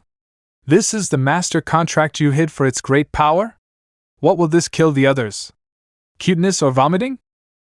I asked with a blank face to see what the Zenin described as a shadow contract with the power to wipe out the entire world, of course depending on how much power the user could unleash. Ichigo appeared on Naruto's cheek and spoke. Don't be fooled by his appearance, you haven't trained him to unleash his primordial forms and full power. And honestly, I doubt you'll ever achieve it. I myself couldn't unleash the full power of just one in my entire life. Naruto said nothing and with a sigh made both animals disappear into shadow, leaving Naruto standing there. With nothing to do, the Zenin started walking again towards the exit of the village, while on the opposite path a Geto flew in a manta ray-like curse next to Mimiko and Nanako. Mr. Geto, someday we'll see Mr. Naruto again, Mikoto asked, looking at the devastated village with everything in flames. Now that would be news in a few hours. Suguru didn't respond and decided to look at the sunset to speak. Possibly Mimiko, Naruto is someone who surprises, he said, leaving silence between them. None of the three were in a very good mood to start a conversation, so a protective silence was best for them at the moment. Already? Tem. 2 Chapter 7. You could see Naruto in his true form. He was a 10-year-old boy with markings on his cheeks like a cat, fox, or whatever. His eyes were as blue as the sky and his hair was as blonde as the sun. His clothing was. At his side was Mai, who accompanied him because she wanted to visit the Tokyo Metropolitan School, although she probably studies at the Kyoto Metropolitan School. They're not that different, so she could find out about the one in Tokyo that wasn't too important. Naruto, is this the way? She asked just to verify. She needed to learn the way in case she ever wanted to get there on her own. Naruto, who had a thoughtful head, shook his head at the question. No. We're going to meet up with my friend and teammate Shoko, he said, holding hands with the girl. Oh, he nodded. He'd still learn the address so he'd know how to get to school. Who knows, one day he might come and surprise the boy. After that, the two children walked for a few more minutes until they reached the now 20-year-old Shoko. This wasn't important. What mattered, and what surprised the blonde Zenin, was the person beside her. Naruto looked at Mai and spoke. Sorry, I'll bring you tomorrow, he said, although Mai was confused. She couldn't say anything because in a flash of yellow, the girl disappeared from beside Naruto. Naruto, more confident, approached his two classmates, or rather, his partner, since the other is a former classmate officially declared a traitor at Tokyo Metropolitan High School. Geto, he said, looking at his partner, who smiled in response to his serious look. Seeing the response, she quickly lost her serious expression and smiled calmly. How are Mimiko and Nanako? I hope you're doing well and feeling calmer, she said, approaching the two young adults in their 20s. Shoko was smoking her cigarette, a habit she had seen lately. It was like our grandmothers used to say, first a pacifier, then a bottle, and then a cigarette. Naruto approached both of them. I just dropped them off at school a few seconds ago, he said, smiling as he watched the cigarette disappear from Shoko's lips, who just sighed, while Naruto, who had the cigarette, threw it to the ground and stepped on it. Naruto school? Will you give them a normal life, away from sorcery, or will it just be temporary? He asked, his ear being pulled by the angry Shoko for losing her cigarette at the hands of the Zenin.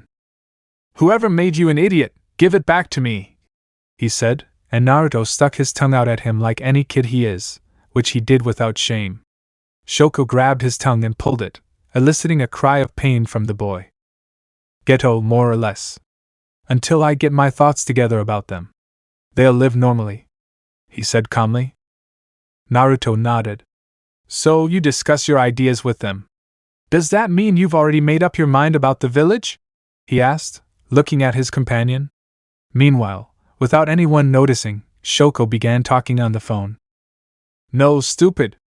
I'm not an idiot. Naruto and Geto looked at Shoko, who hung up her phone. She'll be back in a few minutes, the girl said.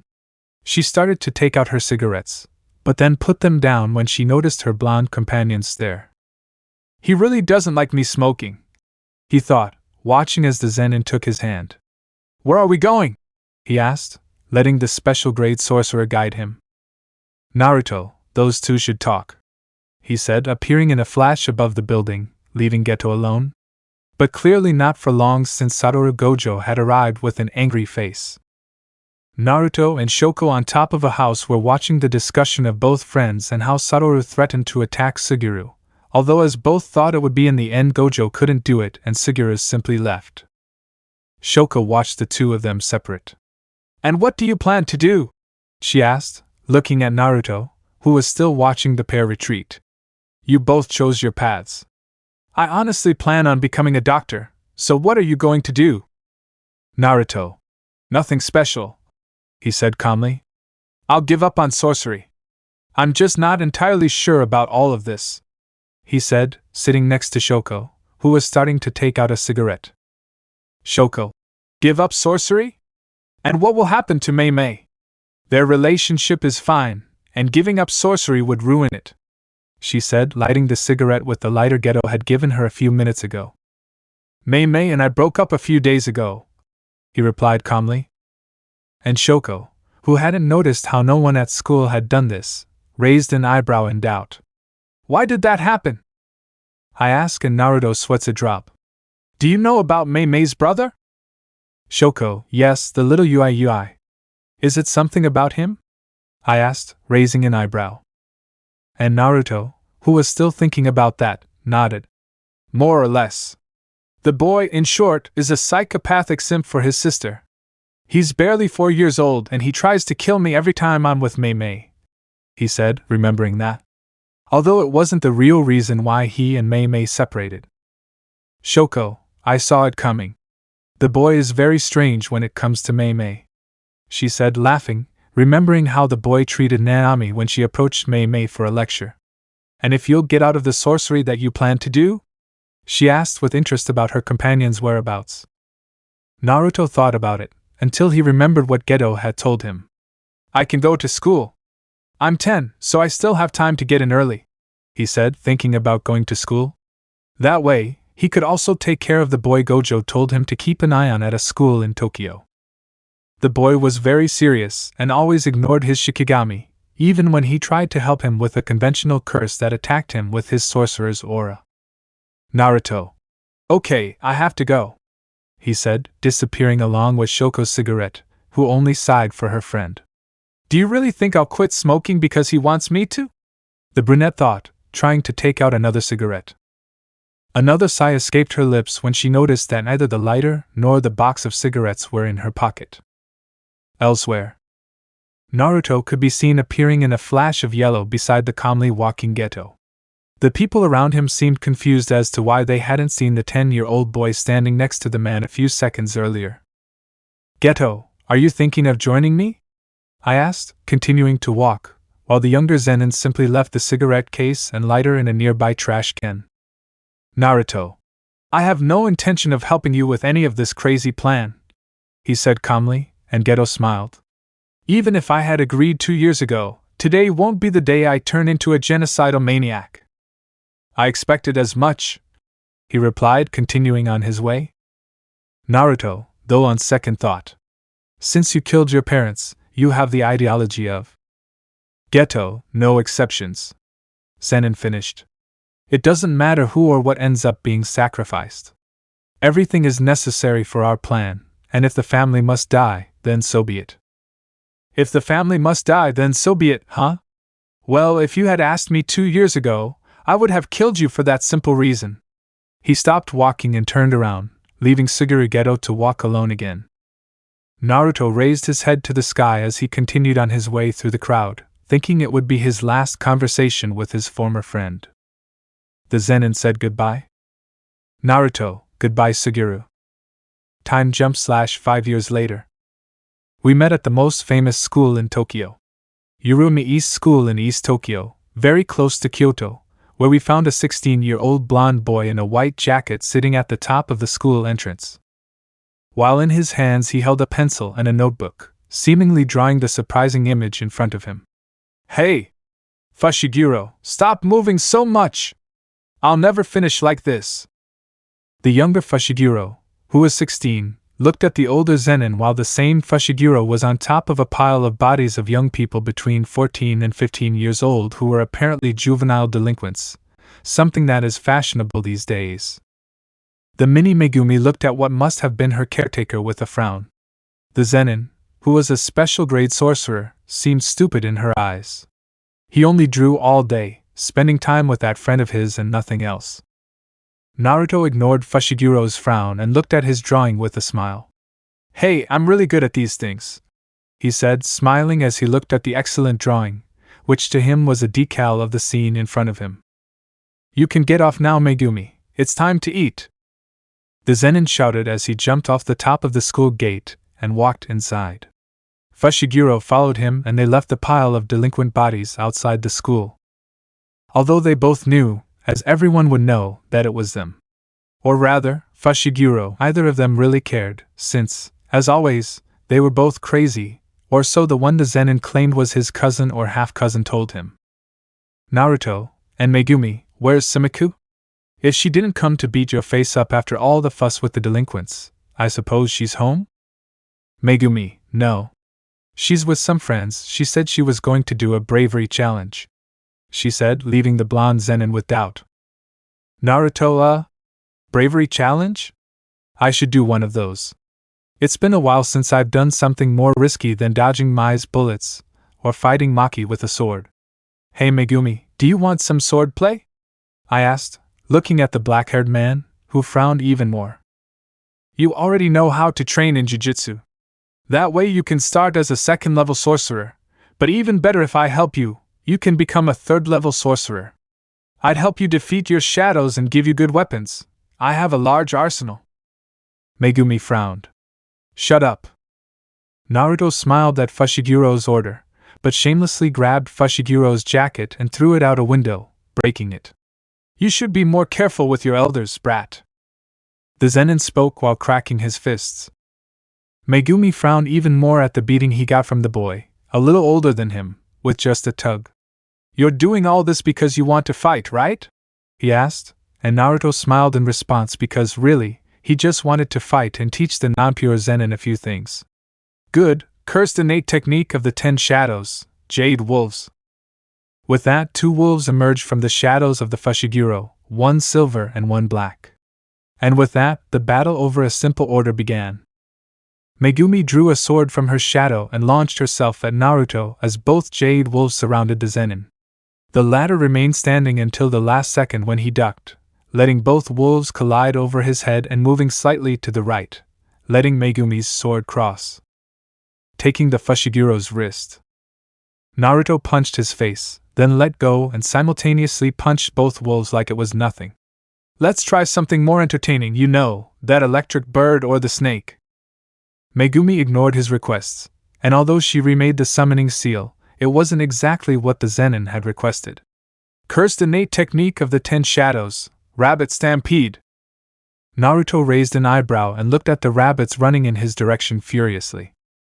And as if nothing had happened, the Zenin covered his body with electricity and caused a huge explosion around him.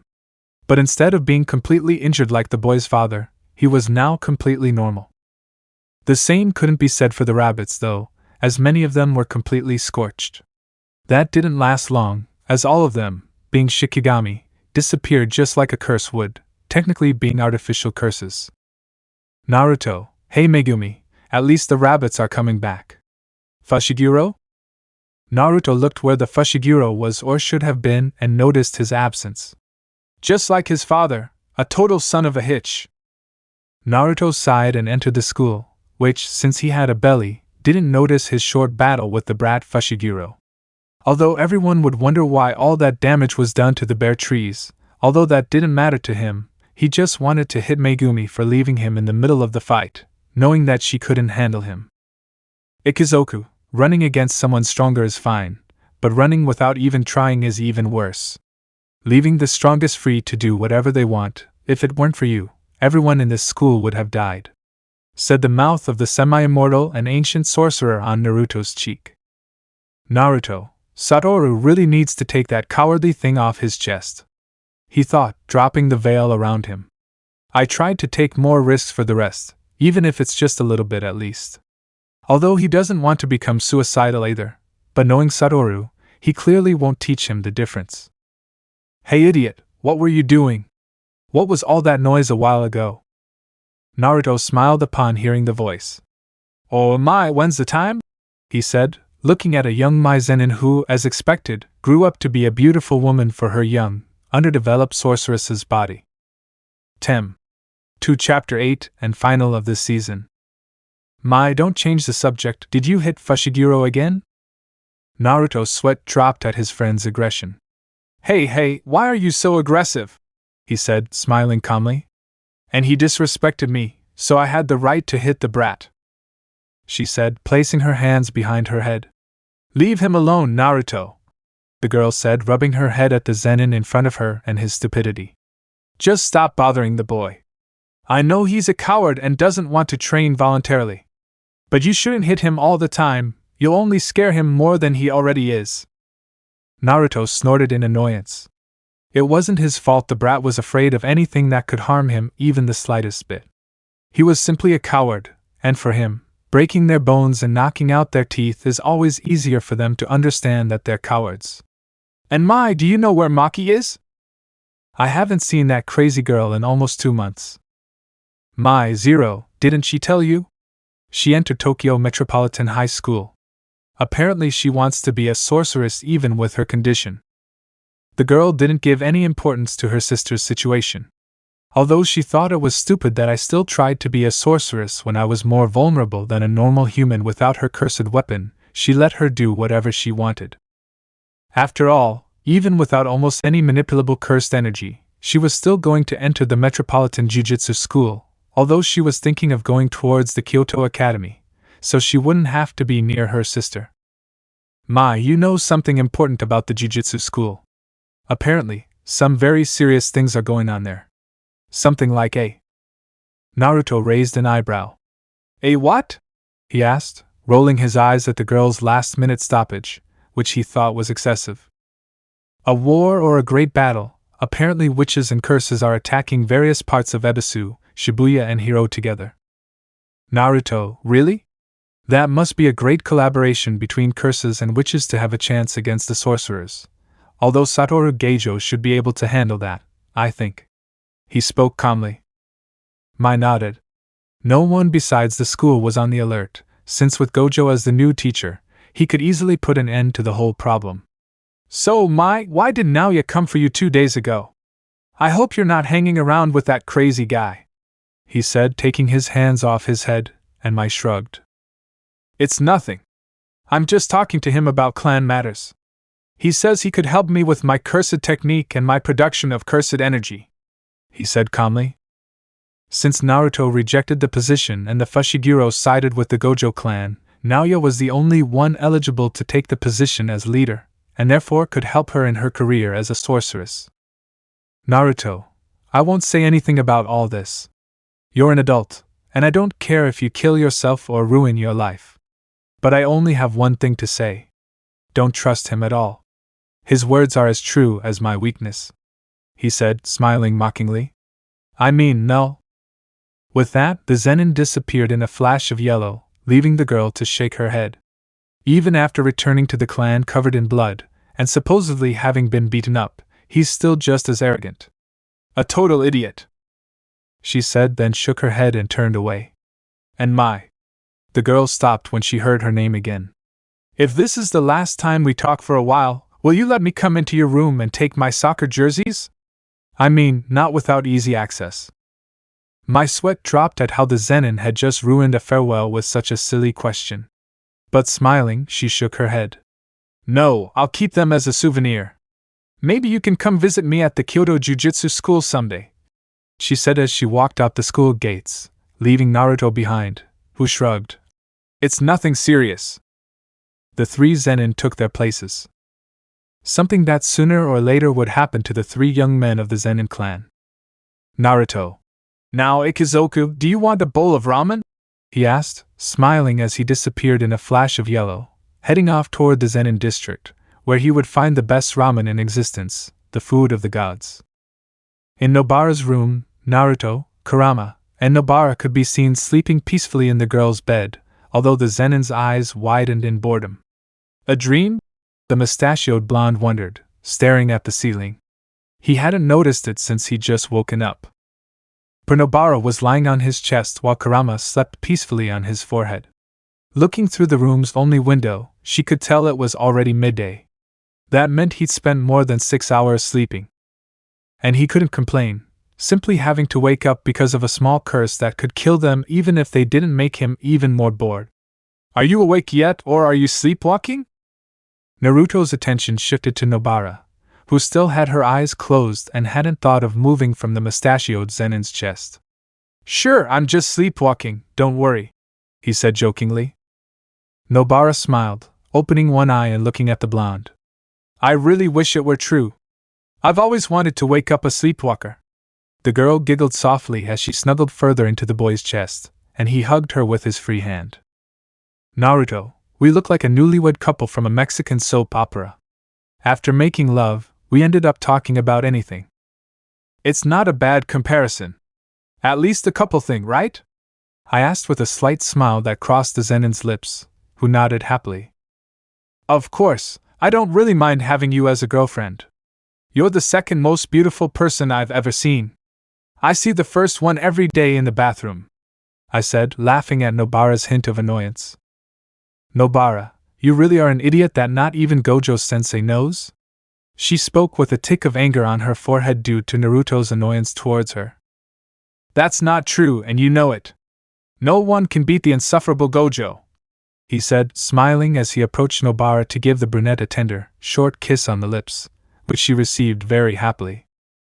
Nobara broke away from the kiss with a slight tinge of embarrassment on her cheeks. The Zenin was still better than her at kissing. Don't worry, you'll soon learn.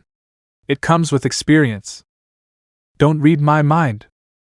Naruto started laughing at the anger of the girl who would become his girlfriend from now on. Yeah, I'm sorry. Although you don't avoid him, I mean you always look me directly in the eyes, he said with a shrug. Nobara, you're an idiot, you know that? I asked, earning a foxy grin from the Zenin. I've been told that many times, though I learned that word comes with a I like you after it, he said, smiling, while Nobara just crossed her hands, having been mocked by the Zenin. Naruto noticed Nobara's embarrassment, and lowered Kurama from his forehead to lay the fox down on his side. The blonde Zenin stood up with the girl in his arms, which made her squeal in surprise at the sudden action. What are you doing, idiot? Put me down right now! Blonde idiot, put me down! The girl's screams were ignored by Naruto, who headed towards the exit of the room, and upon leaving he saw that Maki was at the door of her room, apparently going out on a mission, if her outfit said anything. Maki, have you already taken that step? I asked, watching Naruto hold Kujisaki, who, due to the position Naruto was holding her in, had her back to Maki, making it impossible to clear up the misunderstanding. Stupid blonde, turn me around quickly! Naruto ignored the request even as the girl began to hit his back to get him to listen to her. And that's why I'm jealous, Maki. We haven't even taken that big step in our relationship yet. We've only been dating for a few seconds. Maki rolled her eyes at the stupidity of her classmate and distant relative. Whatever you say, Naruto, whatever you say, she said, finishing closing her room and starting to walk toward the school's main hall. And Naruto, still holding Nobara in his arms, followed her. Do you know if the others have woken up yet? I asked, earning Maki's nod. Itadori and Megumi are training outside, if that's what you're wondering.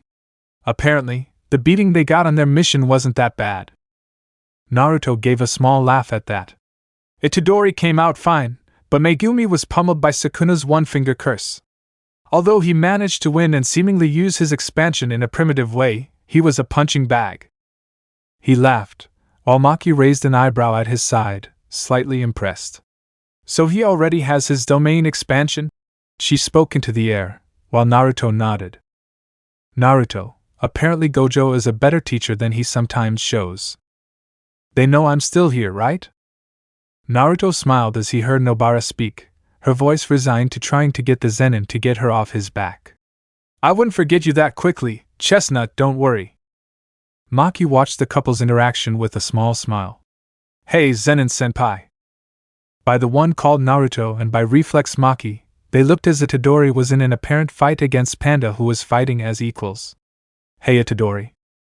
Neutro answered the call with a smile, while Maki looked away, scolding herself for reacting to him calling her by her hated surname. Why are you carrying Kujisaki? Naruto watched as Megumi emerged from a shadow. That's none of your business, Fushiguro.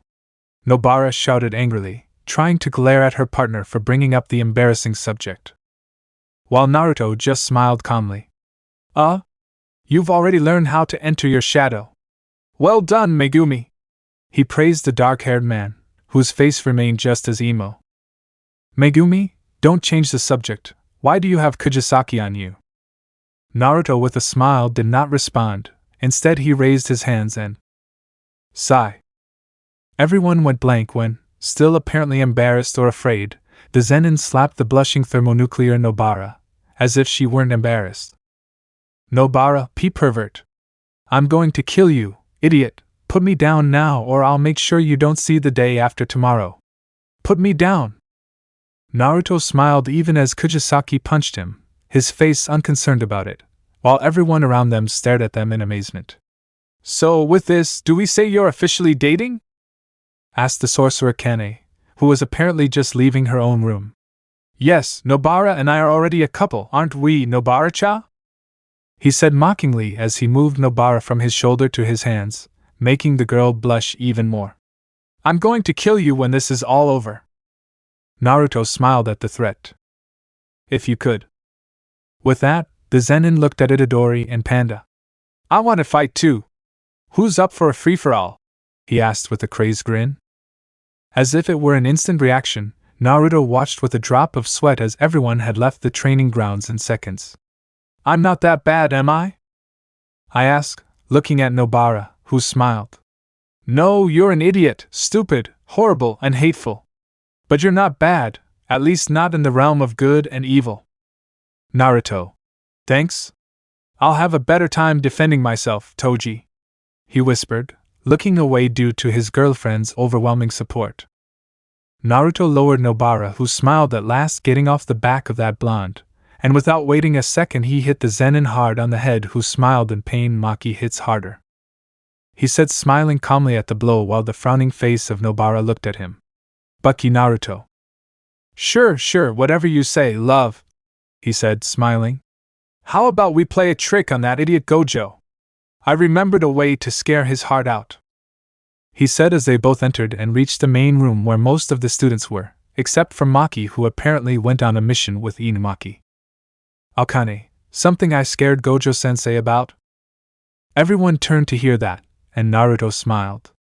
Yeah, for that we'll need styling tools, some really nice clothes, Megumi, he said, smiling cruelly, while everyone around him was left with a heart of doubt. But later, Satoru Gojo could be seen calmly entering the Tokyo Metropolitan School. He was going to bother his students and give basic training to whoever asked him for it. But when he reached the main hall, he expected anything but what he saw. Gojo-sensei! All the students came out from behind a door when they saw that Satoru Gojo fainted when he looked at a Megumi, who, in addition to having fallen hair, had a tight black t-shirt and baggy white pants. While behind him Naruto looked at Gojo with a smile. You owed me, idiot. That was the only thing he said, smiling. While the others, along with Nobara, looked at them like they were bucking crazy. Idiot. Nobara whispered, pinching Naruto's cheek, who smiled nonetheless. He was happy to collect on this joke from 2 years ago that Satoru owed him. Let me know in the comments below if you guys want the next part. Also check out my other video that has been shown and left. Thank you for watching. If you enjoyed this video, please like and share this video. And have a fantastic day. Bye.